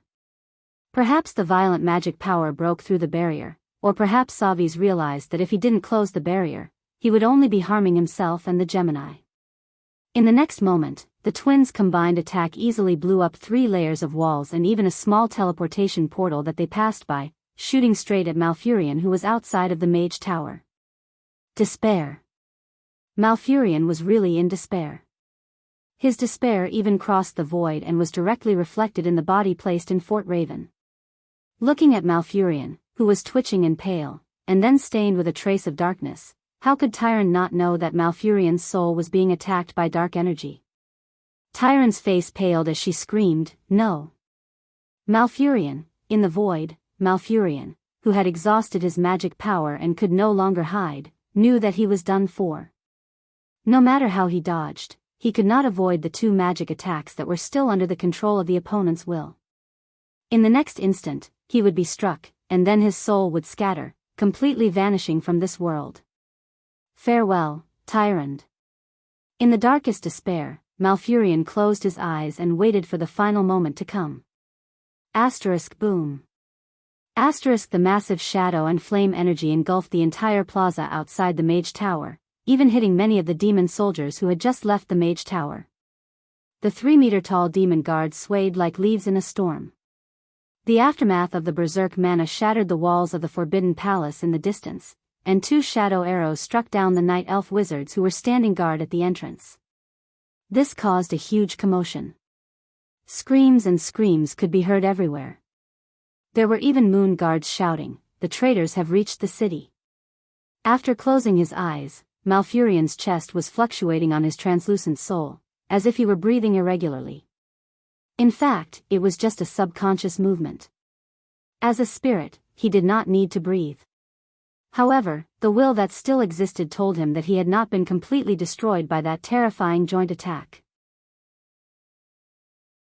Opening his eyes, Malfurion suddenly found himself in an even worse situation. No, Malfurion was truly desperate this time, because he suddenly found that his soul was grasped by a black hand. He was taken prisoner. A few seconds later, the Erida twins and Savis arrived at the same time. Logically speaking, it was a good thing that this ghostly destroyer had been caught. Unfortunately, neither Savis nor the twins were happy at all. Because the one who had caught the despicable infiltrator was the person they wanted to see the most, the mysterious and powerful Great Lord of the Spies. Dark energy extended from the palm of Duque, who had returned to his human form, and turned into a huge black hand that firmly grasped Malfurion's soul. There was a frosty expression on Duque's well-defined dark face, as if he was saying, "Look at what you've done." If Duque had reprimanded the 3 of them right from the start, they might have felt better, but Duque did not say a word. This silent pressure caused them to tremble with fear. The clear sky suddenly turned as dark as ink. The will of the demon king Sargeras had descended once more. A translucent image that was even larger than the entire 7-story mage tower appeared in front of all the surrounding demons and elves. It was obvious that Sargeras was furious. Otherwise, he would not have used such a huge amount of mana to project his image. "Kill Jaden. Look at what the idiots under you have done." With that, Sargeras' figure disappeared on the spot. Disappearing did not mean that this matter was over. On the contrary, this was just the beginning. Because CEO Sargeras' words had set the tone for this matter. As expected, the moment CEO Sargeras' will left, "Kill Jaden" arrived. His furious voice shook the Eridar twins and Savis so much that they vomited blood. This was not an adjective. They really vomited blood. The punishment from their souls made the twins of Erida spit out a mouthful of blood that was filled with magic power. It was hard to tell what color it was. Trash. All of you are trash. The Void Fleet has been assembled. Archimonde is ready to descend, and all the schedules are fixed. C'est la race. Aleshes. With the 2 of you watching, I actually let a low-level creature destroy the shield of the Well of Eternity. What use do I have for you 2 trash? Kill Jaden was a very patient great demon. He could spend hundreds of years to solve a problem that violence could not solve.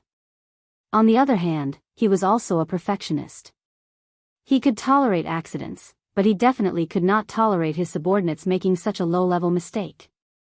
As he roared, the punishment from their souls increased. The twins of Erida, who were originally full of feminine charm, were rolling on the ground in pain as he roared.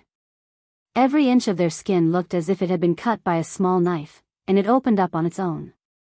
On their smooth hands and feet, there were only bloody lumps of flesh. There were no screams, because their voices had been sealed. Their sexy lips were open to the extreme, and only a silent cry was left. Savis, who was beside them, knelt on the ground, trembling. This terrifying torture lasted for a full 30 minutes. Every time the twins' souls or bodies were about to collapse, a few Erida dark acolytes who were summoned would cast dark healing on the twins to heal the wounds on their bodies. Then, it would be the next round of torture. Even if you suffer in pain for tens of thousands of years, you will not be able to make up for your sins. Kill Jaden was still angry. At this time, Du, who knew that Malfurion would come to cause trouble in history, suggested to let the twins guard the shield, and cause the twins to bleed. He stood up without a change in expression. Respected Lord Kill Jaden, actually, it might not be impossible to catch up to the army's plan.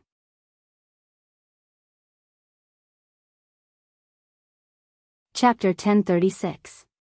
In the air, Kill Jaden's projection, which was only the size of a human, turned around. He had no pupils, only a pair of eyes that were spewing flames. Yet, everyone could tell that Kill Jaden was interested. Not just him, even the Eridar Gemini, who were curled up on the ground, were suddenly attracted by a sense of disbelief. Even though they were extremely weak, dizzy, and spiritually tired, the Gemini struggled to raise their heads and listen to the conversation between Duque and Kill Jaden. Infernal affairs. Do you know what you're saying? This has nothing to do with you. I know. But the Eridar Gemini's failure is Lord Kill Jaden's failure, which is also my failure. I believe that I have the ability to make up for all of this. Duke said in a seemingly humble manner. Kill Jaden's projection narrowed his eyes. What do you need? Power. The Burning Legion has absolute power in Azhara City. This includes interrogating the captives, building the teleportation portal, setting up the new defense system, and the power to dispatch all the lords of the demons. Duque said calmly. In exchange, I'm willing to use my soul as a bet to build a teleportation portal that can accommodate Lord Archimonde's arrival within 7 days. Oh. If Kill Jaden had only been angry before, he was now filled with boundless joy.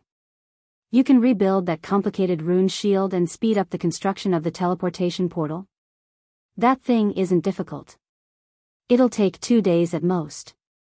Including debugging and gathering the mana of the Well of Eternity, it'll take a total of 4 days.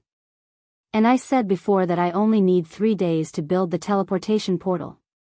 In other words, if you leave everything to me, 7 days. No more, no less. Duque's words were resolute, powerful, and filled with absolute confidence. Even Kill Jaden couldn't help but be moved by this boldness. Kill Jaden definitely wasn't having a good time.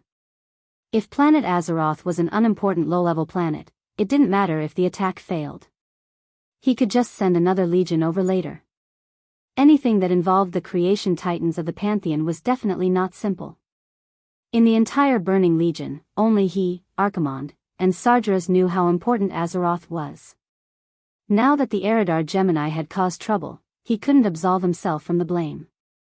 Archimonde, who had always been at odds with him, wouldn't be nice to him, and he wouldn't be able to withstand Sargeras' anger.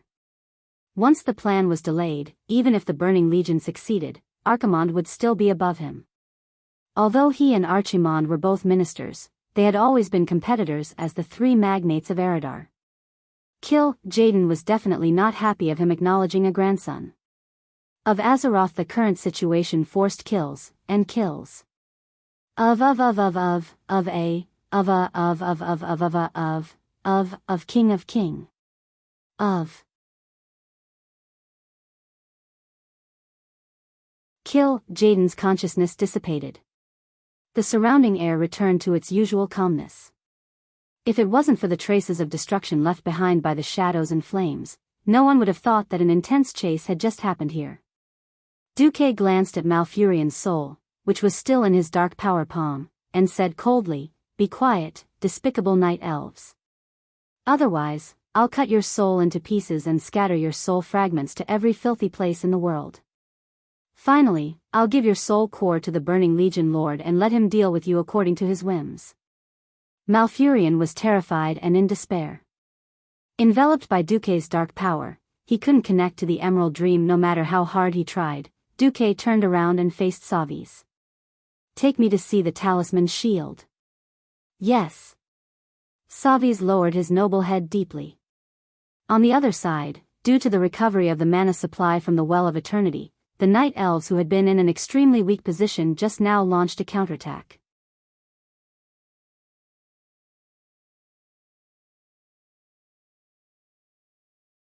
Chapter 1037.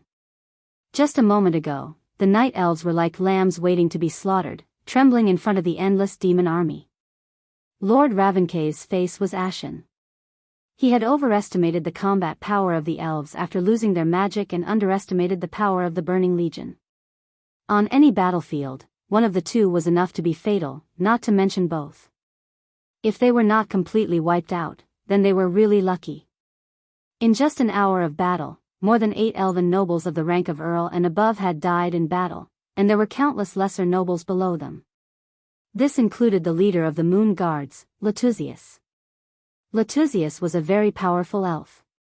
He practiced both magic and martial arts, and his abilities could be said to be invincible among the elves. His opponent was an Apocalypse Guard Lord who was more than 5 meters tall and had a tan body. In terms of pure martial arts, Latuzius was even slightly superior to the Demon Lord. The problem was his physique. No matter how strong Latuzius was, he was still a night elf. After evolving from trolls to night elves, the elves obtained the powerful spellcasting ability that they dreamed of, but in exchange, they lost the insane regenerative ability of the trolls. The Apocalypse Lord could take dozens of attacks that would be fatal to mortals, but unfortunately, the night elves could only take one. Therefore, powerful demons often had more opportunities to make mistakes than elves. Latuzius made a fatal mistake. In the beginning, he had been paying attention and told himself not to use magic. When the battle entered the most intense stage, he forgot about this and subconsciously looked for an opening and chanted a spell. When the spell had no effect, he realized that without the magic support of the Well of Eternity, he could not instantly cast such a powerful spell. This cost him his life. The backlash from the magic power circuit slowed his movements by a beat. As a result, the demon lord opposite him seized the opportunity and used his green crescent-like fist blades to split Latuzius into two. The death of the Moon Guard Lord was a huge blow to the morale of the Moon Guards who had defected to Lord Ravencay's. Fortunately, Illidan's bravery made up for all this. Holding a scimitar that the elves rarely used, Illidan rushed over with incredible speed. He moved so fast that the naked eye couldn't follow him, circling around the Apocalypse Lord like a butterfly, slashing at it non-stop. If Illidan was just a fly, he might have been slapped to death like Latuzius. However, Illidan was able to sneak into the Moon Guards because of his dual cultivation. Mana Ignition. This was a skill that would cause all mages a headache. It was known as the enemy of mages. Not only did he burn the Doomlord's mana, Illidan also paid attention to destroying the magic nodes between the Doomlord's magic circuits.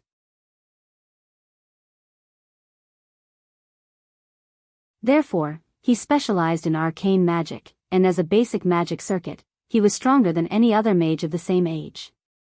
In order to fight on the battlefield, Ronan kept clearing out all the magic in his body. Relying on the magic recovery from his exquisite equipment, he used up all his magic as soon as it recovered. Under such extreme pressure, he had unintentionally or unintentionally strengthened his control over magic. Because of the lack of magic, he needed to use magic more efficiently. Because magic recovery was not easy, he pursued the most cost-effective ratio between magic, and used the most suitable magic on the enemy that could affect the overall situation the most. Ronan, who was already on the verge of leveling up, waited with the night elves for the Well of Eternity's magic to arrive. Just by himself, he transferred away the magic that could supply 100,000 earth mages. In the air behind Ronan, thousands of magic circles suddenly lit up with a bright purple and blue light. The brilliance of his magic overshadowed the entire Ravencay's mage team.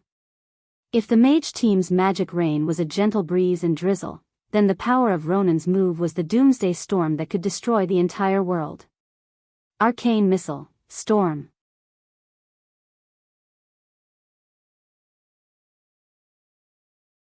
Chapter 1038. Every spell formation appeared out of thin air, pouring out mana to strike the enemy before disappearing. It was more dazzling than fireworks, more solemn than death. Compared to the demon army that only brought slaughter and destruction, Ronan's attacks were more like the art of war. At some point, the Ravencay's mages were stunned and stopped what they were doing. Even though they had recovered their mana to the maximum, the combined damage of their entire team of 4 mages could not even compare to a tenth of Ronan's. Whoosh whoosh whoosh. The seemingly endless arcane missiles whistled through the air, forming a continuous super long sound. The light released when the arcane elements hit the demons drew out a gigantic magic scroll. Using magic as the paint, and death as the embellishment.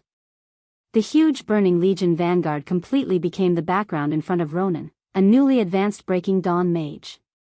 Endless explosions rang out, blowing up thousands of pieces of evil demons' limbs of all sizes. Ronan used his arcane missile storm to plow the battlefield from left to right, front to back, over and over again. Every arcane missile had the power of a 7-pound cannon. It was like the sky was falling. It was like the earth was turning upside down. Every night elf became a witness to this miracle with their eyes wide open and their tongues tied. It wasn't that every Breaking Dawn great wizard with unlimited mana was as terrifying as they were. It was precisely because Ronan came from the magical holy land of humans, the Dalajan, that he developed the habit of accurately calculating the mana required for each arcane missile. It was also because he learned from Duque, who inherited the name of the Hundred-Handed Reaper, that he could master the super multicasting technique that no one else in history had ever mastered. Moreover, he had been training his skills day after day, year after year, and was equipped with magnificent equipment that transcended countless eras. On top of that, the elves had given him the password to the magical interface of the Well of Eternity. That was why he was able to launch such a crazy attack and such destructive power that could never be replicated. He almost single-handedly wiped out the entire Burning Legion vanguard. Ronan, a little wizard of humble birth, had finally reached the peak of his life on the most magnificent stage 10,000 years ago. Illidan's achievement of killing the enemy's leader was like the light of a firefly against the light of the sun in front of Ronan's achievement of destroying an entire army. Originally, Illidan would have been jealous, but with the arrival of a piece of news, all the victories and jealousy became dull. His brother Malfurion's Stormridge soul had been lost, and he had fallen into a state of absent-mindedness. Big brother. Illidan rode on the Hippogriphon and rushed back to Fort Raven as fast as he could. When he rushed into the room where his brother's body was placed, he saw Tyrande with tears streaming down her face and a group of druids who were as silent as death. What happened to my big brother? Who can tell me what happened to him? Was he killed? Or will he never wake up again? Illidan shook every elf he came across like a madman, eager to get an accurate answer from any of their mouths. Tyrande's beautiful face was full of tears, and her mouth was trembling. Finally, she said, I don't know. The druids can only confirm that Malfurion's soul is not in the Emerald Dream. What else? That's all? Are you trying to tell me that my great brother, who became a hero and saved the Night Elf army, died in a place where I can't see him? Illidan's determined face kept twitching, and his pair of amber eyes, which made his compatriots curious, flashed with an incomparably conflicted light. Yes. At this point in time, Illidan had not lost his eyes yet. He was still the moon guardian that his compatriots looked up to, and the strongest among the elves. When the leader of the moon guardians, Latuzius, died, Illidan, who had killed the Doomsday Lord named Azzinoth, became the new leader of the moon guardians. It was almost certain that Illidan would become the new leader of the moon guardians. In the eyes of his compatriots, Illidan was already a hero. The problem was that at this moment, Malfurion, who had always been disliked by his compatriots, had suddenly sacrificed himself in order to enter Azhara with his soul and open up a path of survival for his compatriots. Malfurion suddenly had all the elements of a tragic hero. Perhaps, the one who survived would be the final winner. But in the process of competing with his brother for Tyrant, Illidan, who was extremely proud of himself, knew that he did not want this result. Because, victory. Of. No. Of. No. We don't know. Tyrant cried, almost choking on her sobs. She was also very confused. As childhood friends and a strong person who grew up together, she had never thought about the scene of Malfurion or Illidan dying. The kind Tyrant did not even want to hurt either of them, so how could she think about such a terrible thing? Farewell, this seemingly distant word, was so close. When it really came, Tyrant was at a loss. No, Sir Malfurion is probably not dead. His soul is probably captured. As the voice spoke, the elves turned around and saw the human mage hero who had just shown off on the battlefield standing at the door. If this human called Roddick was a night elf, he would have been revered as a god just because of this battle. But now, everyone was a little conflicted when they saw him. What the 300,000-strong army couldn't do, Roddick had done alone. While everyone was stunned, only Illidan remained clear-headed. Human, what do you think happened to Malfurion? You're saying that Malfurion used the Emerald Dream as a cover to destroy Azhara's shield that blocked the branch of magic power? Then he obviously succeeded. But he should have been taken captive. No, Tyrant screamed and covered her face with her hands. Clear tears still flowed out from between her tightly closed fingers. She did not dare to imagine what would happen to Malfurion after his soul was captured by the demons. Ronan walked over and carefully examined Malfurion's body. He was still breathing evenly, as if he was just sleeping. No torture. His soul was not corrupted by the power of darkness. We should be glad that His Excellency Malfurion was simply a captive, or his soul was trapped. Regardless of whether his soul was captured or trapped, this was not a good thing for Tyrant and Illidan. Almost as soon as this conclusion came out, they began to despair and prepared themselves to lose Malfurion forever.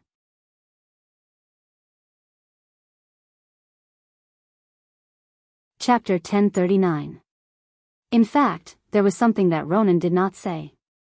This did not seem like something a Lord of the Burning Legion would do. As someone who had participated in the First and Second Dark Portal Wars, Ronan knew very well how dark the souls of warlocks were. As long as a soul was contaminated by darkness, the result would definitely be reflected on its body. The demons of the Burning Legion could not change their nature to kill and destroy. Malfurion dismantled the seal and delayed the opening of the portal of the Burning Legion. Considering the nature of the demons, how could they not torture Malfurion's soul? The biggest possibility was that his master, who had successfully infiltrated the higher-ups of the Burning Legion, had personally captured Malfurion's soul. Perhaps this was a very bad guess. He felt that his master, Duque, was intentionally or unintentionally using Malfurion's soul to do something. Ronan could not help but ask himself, was it really that easy to infiltrate a terrifying intergalactic demon organization like the Burning Legion? If his master had really fallen and was only using him and his companions who had traveled 10,000 years ago, then, on the other hand, his master had turned the rotten into the miraculous. The miraculous scene of his master forcefully transforming the power of darkness into holy light after being afflicted by Archeron's shadow curse was deeply imprinted in Luo Ning's mind. Duque was the one who had taught him and created the Great Alliance. Ronan always had the utmost respect for Duque. Two completely different thoughts attacked Ronan's rationality. Both sides were reasonable, and both sides were possible. This kind of conflict almost drove Ronan crazy. Soon, Ronan no longer had the luxury to think about these things. News came that Lord Ravencase was preparing to launch an all-out attack on Azhara City. While the Elven lords were enthusiastically discussing the route and plan of attack, only Ronan kept his cool. Wait. The Burning Legion is not as weak as you think. You should first ally with the Taurens and Dragons, and then. Ronan shouted until his voice was hoarse, but none of the higher-ups were willing to listen to him.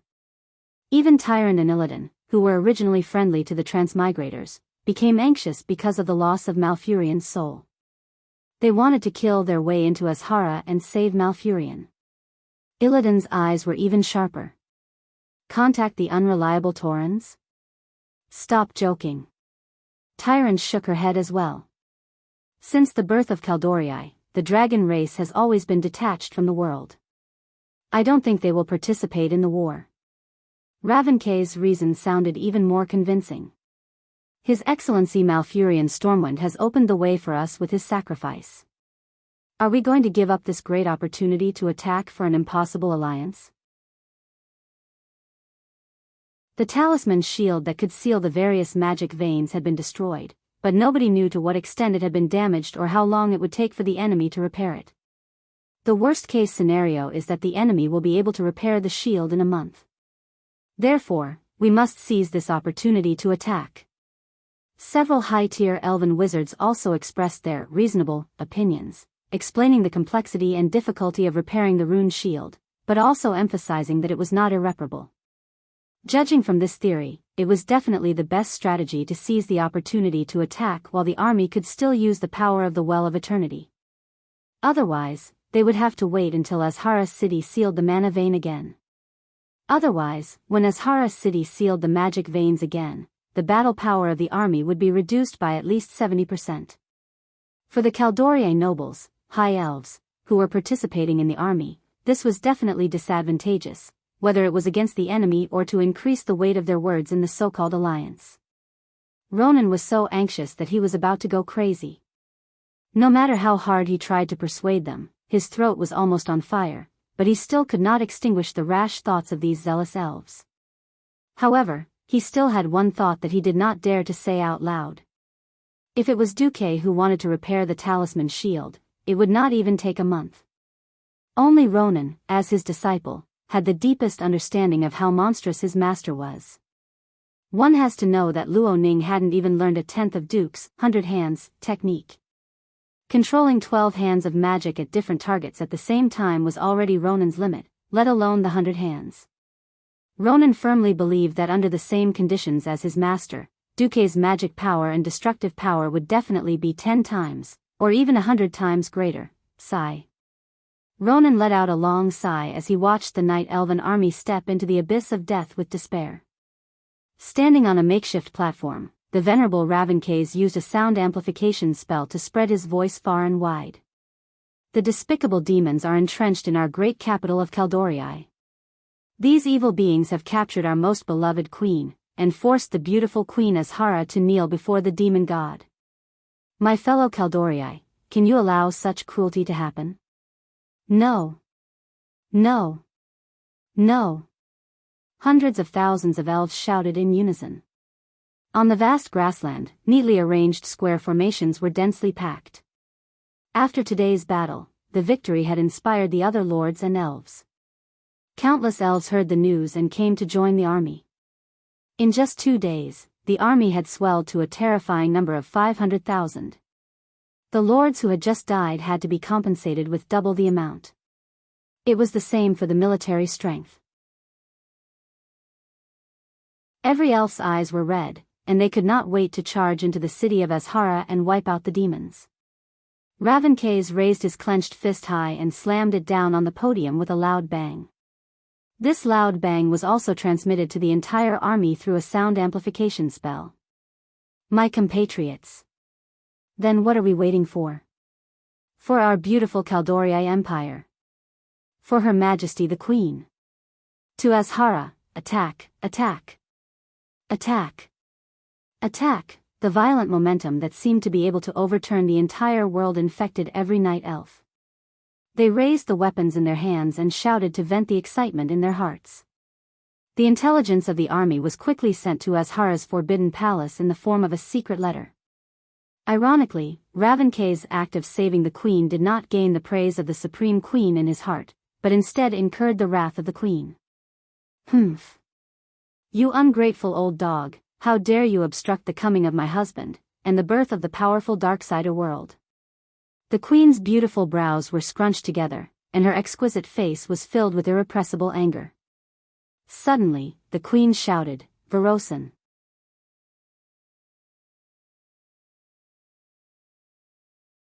Chapter 1040. A burly figure emerged from the crowd. Varosan, the captain of her guards, knelt on one knee and placed a fist on his chest. "I am the Supreme Empress. My dear captain, you know what to do when it comes to traitors like Ravankays who stand in the way of my great cause." "I know." Varosan replied firmly, and his figure quickly disappeared in front of the queen. Looking at the green demonic smoke rolling like clouds outside the balcony, the queen's face showed a rare cold expression. "If the great high elves do nothing but open the door and watch my husband arrive, wouldn't that make me, the queen, useless?" At the same time, in the city of Azhara, a dozen lords gathered. Especially the lords of the abyss led by Manaroth, their faces were filled with indignation and resentment. But no matter how indignant they were, they could only keep it to themselves, because the one standing on the balcony of the Mage Tower was the Lord of the Infernal Underworld, personally appointed by Jaden to be in charge of all matters in the Burning Legion before the door was opened. If not for the defeat 2 days ago, perhaps Manaroth could still look for Archimonde and use his connections to fight against the commander of the Infernal Underworld. But failure was unforgivable. Especially when an entire vanguard of the Burning Legion was completely wiped out, and even Lord Azeroth, who was in charge of the vanguard, was killed. This was a humiliating failure that the Burning Legion had not experienced for thousands of years. Even Manaroth, the temporary military chief, was to be held accountable, but the Infernal Underworld, who had contributed to the opening of the door, took the opportunity to climb up. Although the lords knew that the commander of the Infernal Underworld was temporary, it was still very displeasing. Duque stood on the balcony, and his sharp Eridar voice was transmitted to the ears of every lord through the amplification magic. Failure. Why is there a failure? Why would the Burning Legion, which has destroyed countless planets, lose an entire army on a border planet like this? A lord? And the seal on his magic branch was removed? How did this continuous humiliation come about? Facing Duque's aggressive questioning, the lords who had committed a crime could not help but lower their heads. Regardless of whether he was willing or not. The Eridar twins, Manaroth, and the other lords of the abyss did not dare to meet Duque's burning gaze. Wherever Duque looked, they would lower their proud heads. Perhaps, when they found out Duque's true identity, they would be so angry that they would have a heart attack or a cerebral hemorrhage on the spot. But at this moment, these proud soldiers who had been invincible in the universe for thousands of years could only listen to Duque's lecture like obedient children. Thousands of years of continuous victories have given you meaningless arrogance and underestimation of your enemies. This was a disgrace brought about by carelessness. This was also the shame of the entire Burning Legion. Enough. That's enough, you useless people. From this moment on, all of you will listen to my instructions. Those who disobey will be personally punished by His Majesty Sargeras in the twisting nether for your worthless soul and body. Every Void Lord, be it the Eridar twins or the Lords of the Abyss who had joined the army later, shuddered violently. If it was the boss of a rival, it would be no different from farting. But this time, it was Sargeras who was angry, and the direct superiors of all the demons, Jaden and Archimonde, vented their anger at the same time. This was something that no one could bear. Duque pointed outside the city. There are more than 500,000 inferior creatures who think of themselves as nobles approaching this city. Manaroth, bring all the lords of the abyss to destroy them. Even though he was a little hesitant, Manaroth did not dare to disobey. He immediately answered, yes. At this moment, a strange seal started to float above Duque's left palm. It was the runed shield that had been destroyed by Malfurion and controlled the magic branch of the Well of Eternity. Duque cleared his throat and lowered his voice. My heart aches. The Eridar warlock leader of the army actually told me that it would take at least 2 months to repair this little thing made by this inferior race. Is this the power of the warlock squad that the army is so proud of? How could you tolerate the super mage who wiped out an entire army of ours, and use the power of the well of eternity beneath our feet to pour his magic on the heads of the great warriors of the army. Be it the Gemini or the warlock leader Ganassak, they all lowered their heads in shame and pressed their foreheads heavily against the cold ground. They were not pretending to be ashamed. Be it Auras or Queen Selaras, they were truly ashamed. The magic of the army was more inclined towards attack and destruction. They were not good at this kind of control-type magic. Moreover, the rune shield that had been made by a few Breaking Dawn archmages back then had a level of finesse comparable to the magic of the army. The palm-sized rune shield had more than 1,024 magic formations of various sizes, and each formation was interconnected. The large formations were only the size of the smallest screw, and the small ones could not be seen with the naked eye and could only be sensed with the mind. Moreover, the charm shield was connected to the magic control circuits on the branches. Even if he wanted to build a new controller, it would take him at least a year and a half to figure out the circuits and password locks on the branches. There was no way he could build a new controller. 2 months to rebuild this rune shield that had already been more than 1/3 destroyed by nature magic. This was the answer that Ganassak and the Gemini came up with after studying it for an entire day and bragging to the extreme. However, with the pressure from the 3 big shots of the army above them, the 3 of them did not dare to participate in the slightest and only dared to give a deadline of 2 months. Duque glanced at the 3 shivering Eridar warlock lords and sneered. Ganassak, stay here and help me. As for Auras and Selaras, go to the outer city of Azhara and watch it for me. Don't let any more rats slip in. Yes. The Eridar Gemini trembled and finally accepted the order. A few days ago, they were still noble lords and chief adjutants by Kil Jaden's side. Now, because of a single failure, they were actually sent by Duque to guard the door. This humiliation was truly unforgettable. However, they did not dare to act up. Because of their mistakes, Duque was already being lenient towards them. Of course, demons were all ungrateful fellows. They would definitely write down the 3 words infernal affairs in the little black notebook in their hearts. Duque did not care. He was here to dig a hole. When the day came when he buried the Burning Legion, would he care whether the Burning Legion hated him or not? Pfft. Duque laughed shamelessly in his heart.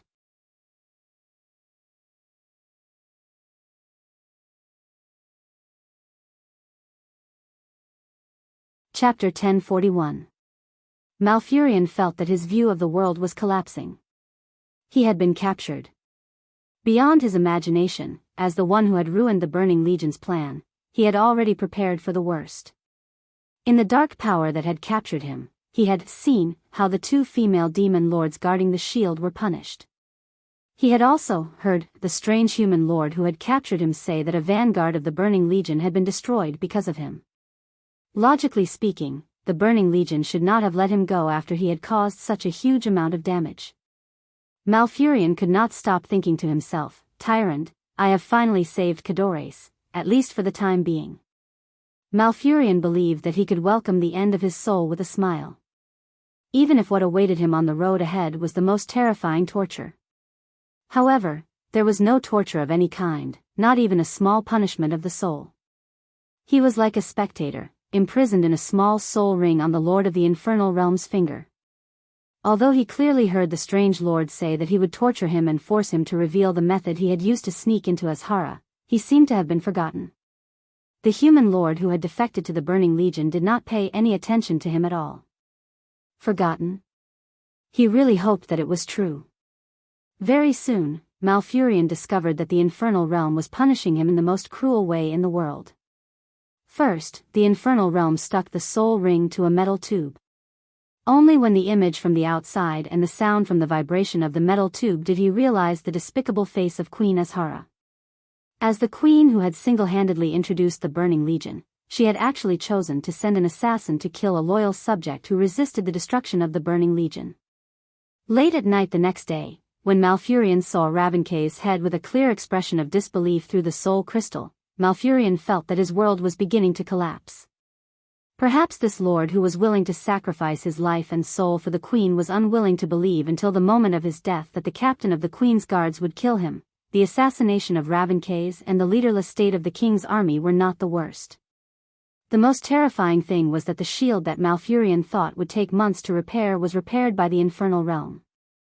Although the force of nature did not completely destroy the magic gear, it was more than 300 years ago that the magic gear was built. A lot of information from back then had been lost in the war. Even Queen Azhara said that it was impossible for her to provide complete information. However, this silent lord of the infernal underworld was as relaxed as if he was playing with mud. In front of several demon lords, he spent only 3 hours to create a brand new runic shield.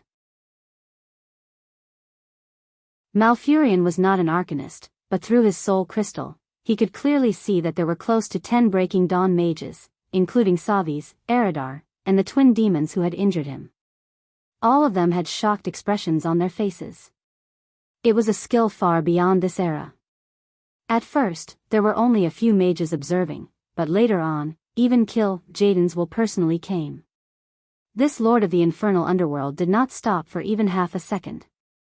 In order to restore the period of time that several Breaking Dawn archmages had bitterly worked on for several years, ignoring the lack of blueprints and recasting the incomparably intricate multiple control spell formation control system, this human liege used his nimble fingers to tug at close to 100 strands of mana that were thinner than hair, easily accomplishing what so many magic liege had failed to do.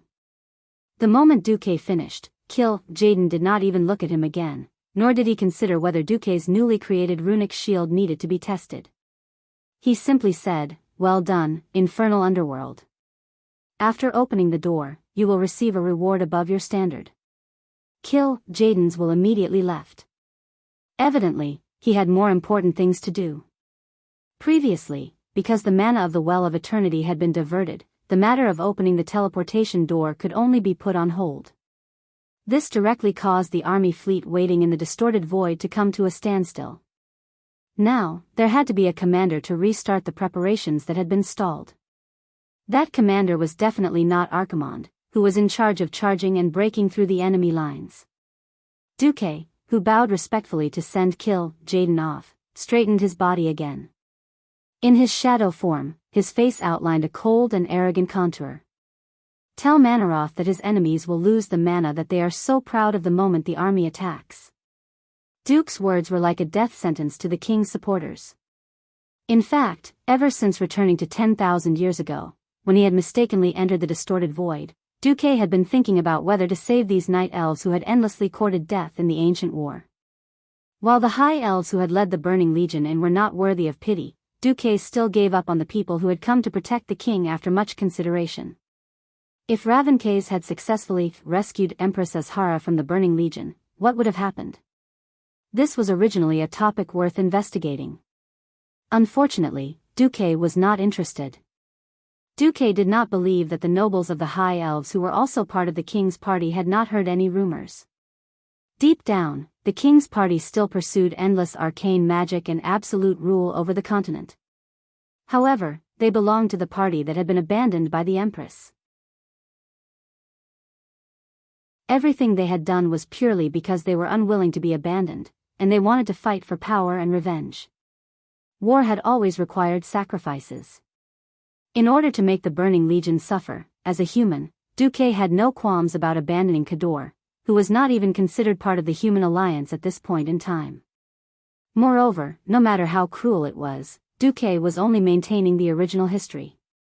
Thus, half a day later, Duque unsurprisingly received news that the 500,000 elves had almost been completely defeated. Although it was said to be almost, it was because there were a few experts who surprised the army lords. With their superior individual combat power, they had blocked the attacks of more than 10 lords, including Manaroth, and 100,000 elite demons, giving the remaining elves an incomparably precious half an hour. "Lord Sphinx, that mantis shrimp of yours has defected to the enemy. He even killed the Lord of the Abyss, Brugerton, with his own hands," Queen Saloras reported. While ridiculing Grandpa Ho's abyssal lord nemesis Halo in his heart, Best Actor Duke let out a cold laugh. Whatever. Anyway, Lord Archimonde is about to descend. All those who resist on this planet will meet their end. On the 7th day after Malfurion destroyed the rune shield, Duque opened the largest teleportation gate in the history of this world, according to his agreement with Kill Jaden. The commander of the Burning Legion, Archimonde, descended.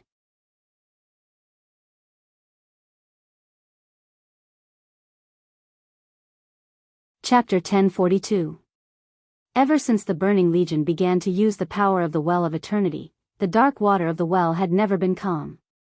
It was in a state of turbulence almost all the time.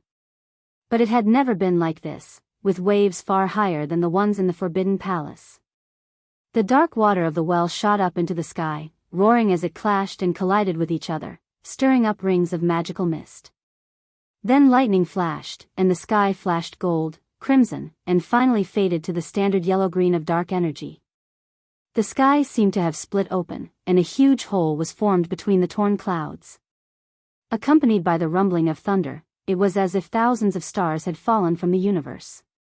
The ink-like dark light crossed the endless void and descended on the side of the Well of Eternity, on the huge oval-shaped portal that was over 100 meters tall. The surface of the portal, which was originally empty, rippled violently, as if thousands of half-dragons were running wildly on the surface of the mirror, emitting a strong sense of shock and ear-piercing roar. Over 1,000 high elves of various sizes stood not far from the portal under the leadership of the queen. Together with a large number of demonic guards, they lined up in neat rows to welcome the arrival of this important figure of the Burning Legion. The massive magic had caused a drastic change in the weather, and the thoughts of the high elves were like this stormy night. No one knew if they were about to usher in a storm of change or a true destruction. Only Queen Azhara and Savis, with the most excited hearts, looked forward to the next scene. This was the most capable general of the Creator in their hearts. How would they get along with Lord Archimonde? When the ripples on the portal reached the most intense moment, a pair of green-skinned giant hands finally broke through the barrier of space, and a few fingers as thick as horse carriages stretched out from the portal. Soon, a giant taller than the most majestic Forbidden Palace in Azhara stepped out of the portal. The shock that the high elves felt when they first saw Archimonde was indescribable. It was as if they had really seen a god descending, and they all prostrated on the ground, maintaining a kneeling posture, not daring to move. Queen Azhara lifted her lily-like white dress and jogged all the way to Archimonde. She cleared her throat and sang in her incomparably sweet voice. Queen Azhara of Caldorii pays her respects to Lord Archimonde. Originally, the beautiful queen still had a lot to say, but who would have thought that this incomparably mighty and domineering army commander would not even pay attention to the queen? Instead, he turned his head and looked at the black man, who was even smaller than the queen. Infernal affairs. Humph. After making this statement that outsiders could not understand, Archimonde ignored everyone and took a step that was dozens of meters long. He stepped on the ruins of the outer city of Azhara, making a loud sound of crushing debris, and left on his own. Whoop! A gust of cold wind blew. Suddenly, it was very cold. Everyone felt that Queen Azhara's passionate heart had been chilled by Archimonde's arrogance and rudeness, turning into winter snow that was blown away by the gust of wind. What was the meaning of sticking warm noodles to cold buttocks? This was it. They sacrificed their own people and betrayed their own country, and this was the result they got in exchange? Whether it was Queen Azhara or Savis, they all had a look of disbelief on their faces. No, it should be said that they were dumbfounded. At this moment, almost all of the high elves felt that something was wrong. If the Burning Legion, or their god, really valued them, would they behave like this? Would the Creator Sardras really do as he promised and grant them greater power? Humph. Archimonde, you bastard. One day, you will have your retribution. Looking in the direction that Archimonde had left, Duque, who was cursing in the Eridar language, spat on the ground. Not to mention Queen Azhara, who had recently become overly self-conscious and had started to diligently study the Eridar language, or Savis, who had always been a lapdog. Even the high elves who did not know the Eridar language could easily feel Duque's anger towards Archimonde. It wasn't just Duque. The Eridar twins and the group of Eridar magi were obviously unhappy with Archimonde. This is... Queen Azhara felt that she seemed to have caught onto something. Duque bowed to the queen. Although it was not very formal, it was still a show of respect. Then, he spoke in the Caldorii language. My apologies, Your Majesty. Please ignore that brute Archimond. Although he is the commander of the Burning Legion, he is actually a battle maniac who only knows how to fight and kill.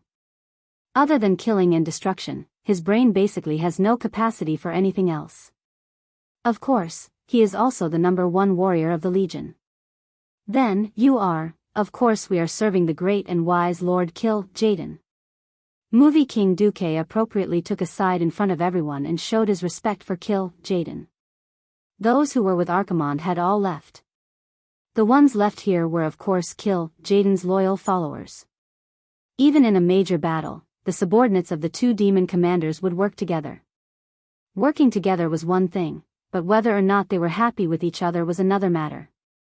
How could the intense competition that had lasted for more than 20,000 years be dissolved so easily? Seeing this scene, Queen Azhara subconsciously applied the template of the elves' court struggles to the Burning Legion. Of course, to fool the High Elves, one had to have something concrete. Duque rattled on, speaking at a speed that a newbie would never be able to keep up with, to the Eridar twins beside him. After hearing this, because Duque had opened the door in time, the twins, who had recovered from their state of atonement, showed an expression that said, "You're so bad, but I understand you." The twins returned quickly, twisting their seductive waists as they pushed a cart full of things. However, everything on the cart was covered by a thick black magic cloak, making it impossible to see what was inside. Pushing the cart in front of Queen Azhara, Duque took off the magic cloak and revealed what was underneath. It was a super high magic crystal that emitted an emerald glow. Each of them was about the size of a 330 milliliters mineral water bottle before Duque traveled to this world, and they were all neatly cut into hexagonal prismatic crystal shapes. Duque took out a scroll from his sleeve and handed it to Sarvis, who was beside Queen Azhara. Duque said with a straight face, "These are the dark energy crystals that Kador has always wanted. As long as you modify your body according to the method on the scroll, you will have the chance to evolve yourself and make your body more adapted to dark energy. Of course, not everyone can adapt to the great dark energy. Inferior beings that cannot adapt will be ruthlessly eliminated."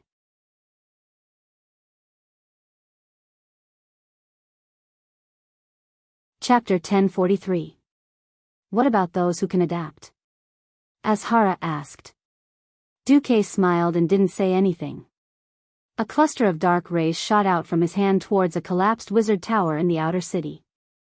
Darkness silently swallowed up everything around it. The entire 5-story wizard tower, along with the broken tiles and debris within a radius of 200 meters, turned into black nothingness in an instant. They were completely erased from this world. A few months ago, I was just a survivor from a border planet that was conquered by the army. Fortunately, with the appreciation of Sololas and Auras, I was able to discover my abilities. Now, I'm a mid-level void lord of the Burning Legion. No, you're already a high-level lord. Caught off guard, Kill Jaden's will descended. Along with the appearance of a huge shadow, his loud voice resounded throughout the entire square. In an instant, all the lords and the high elves who had just gotten up knelt down again. Infernal Affairs, you've done well. The army has always appreciated talented and strong people. And you're their role model. So, from today onwards, you're a high-level lord. The rewards I've promised will definitely be yours. This is the list. Tell either Auras or Sailoras after you've made your choice. Kill Jaden's fiery eyes glanced at Queen Azhara. Azhara, when you cooperate with Infernal Affairs and open the final door to welcome Lord Sardras, you'll get what you want. Thank you, Lord Kill Jaden. Azhara bowed deeply. Kill Jaden looked at Duque again. With Azhara City as the center, you'll be responsible for everything within a radius of 300 kilometers. As long as you don't make low-level mistakes like them. After the final door is opened, there will be more rewards. Thank you, Lord. Duque continued to act like a grandson. Infernal Affairs. When will the teleportation door that can allow Lord Sardras to pass through be built? Building a teleportation door that can allow Lord Archimond to pass through is already the limit of what I can do now. The Guardian of Planet Azeroth has been alerted. Now that the planet's protective circle has been activated, I can't even teleport you, Sir. Kill Jaden here before I get rid of the guardian of this planet. Furthermore, it doesn't seem to be enough to simply use the power of the Well of Eternity.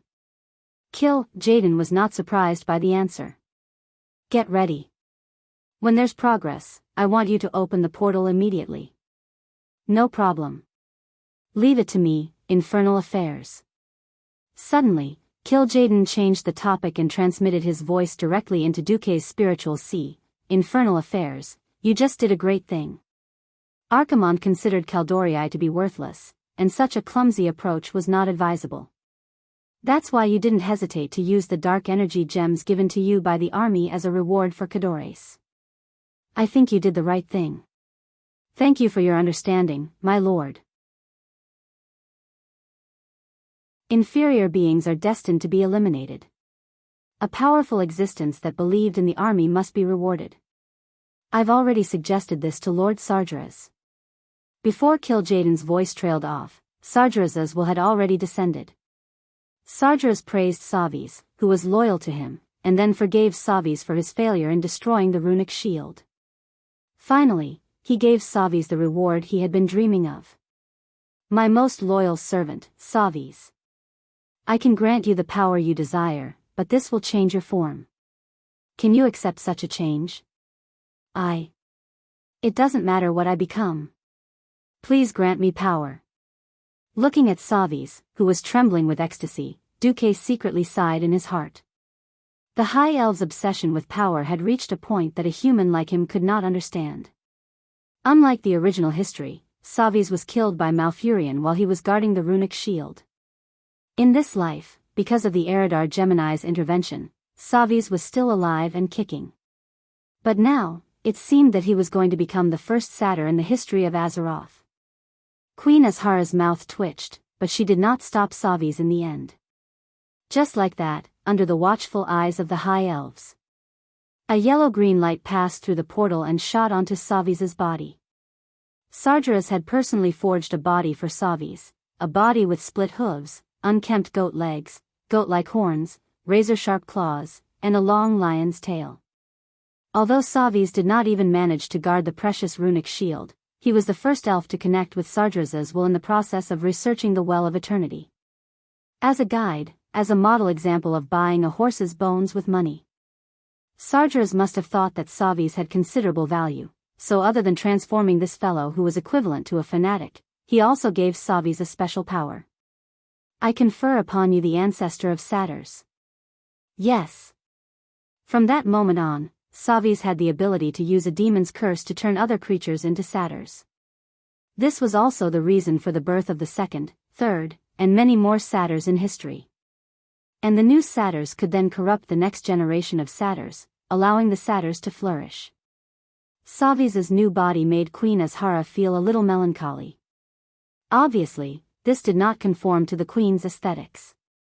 However, this was Savis's own choice, and even she could not say anything. But when the queen saw the fanatical gazes of many high elves staring at Savis, who was bursting with demigod-level magic, the queen suddenly felt a little uncomfortable. That was the displeasure of her power being divided. However, she, who was in a state of leading a wolf into the house, no longer had any right to say no. Time passed quickly. Because Duque opened the portal in advance and brought in the main force of the Archimonde Burning Legion, and because of Crassus's public relations with the dragons fell into a standstill, the elven army was naturally beaten like dogs.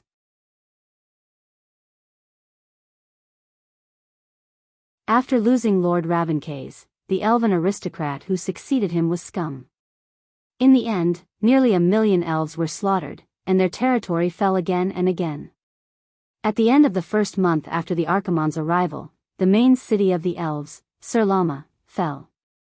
In the second month, the dragons participated in the war, but at this time, as the guardian of the earth, Nesario, rebelled as he did in history. In the name of forging the dragon's soul, he directly caused the dragons to bleed. The situation was becoming more and more unfavorable to the native races of Azeroth. In the first battle of the third month, Tyrant Whisperwind, who was exhausted, was captured by Savis. You're tuning into the Biyao's Wuxia Chronicles YouTube channel. Don't forget to subscribe and join us on this journey to catch the most captivating stories.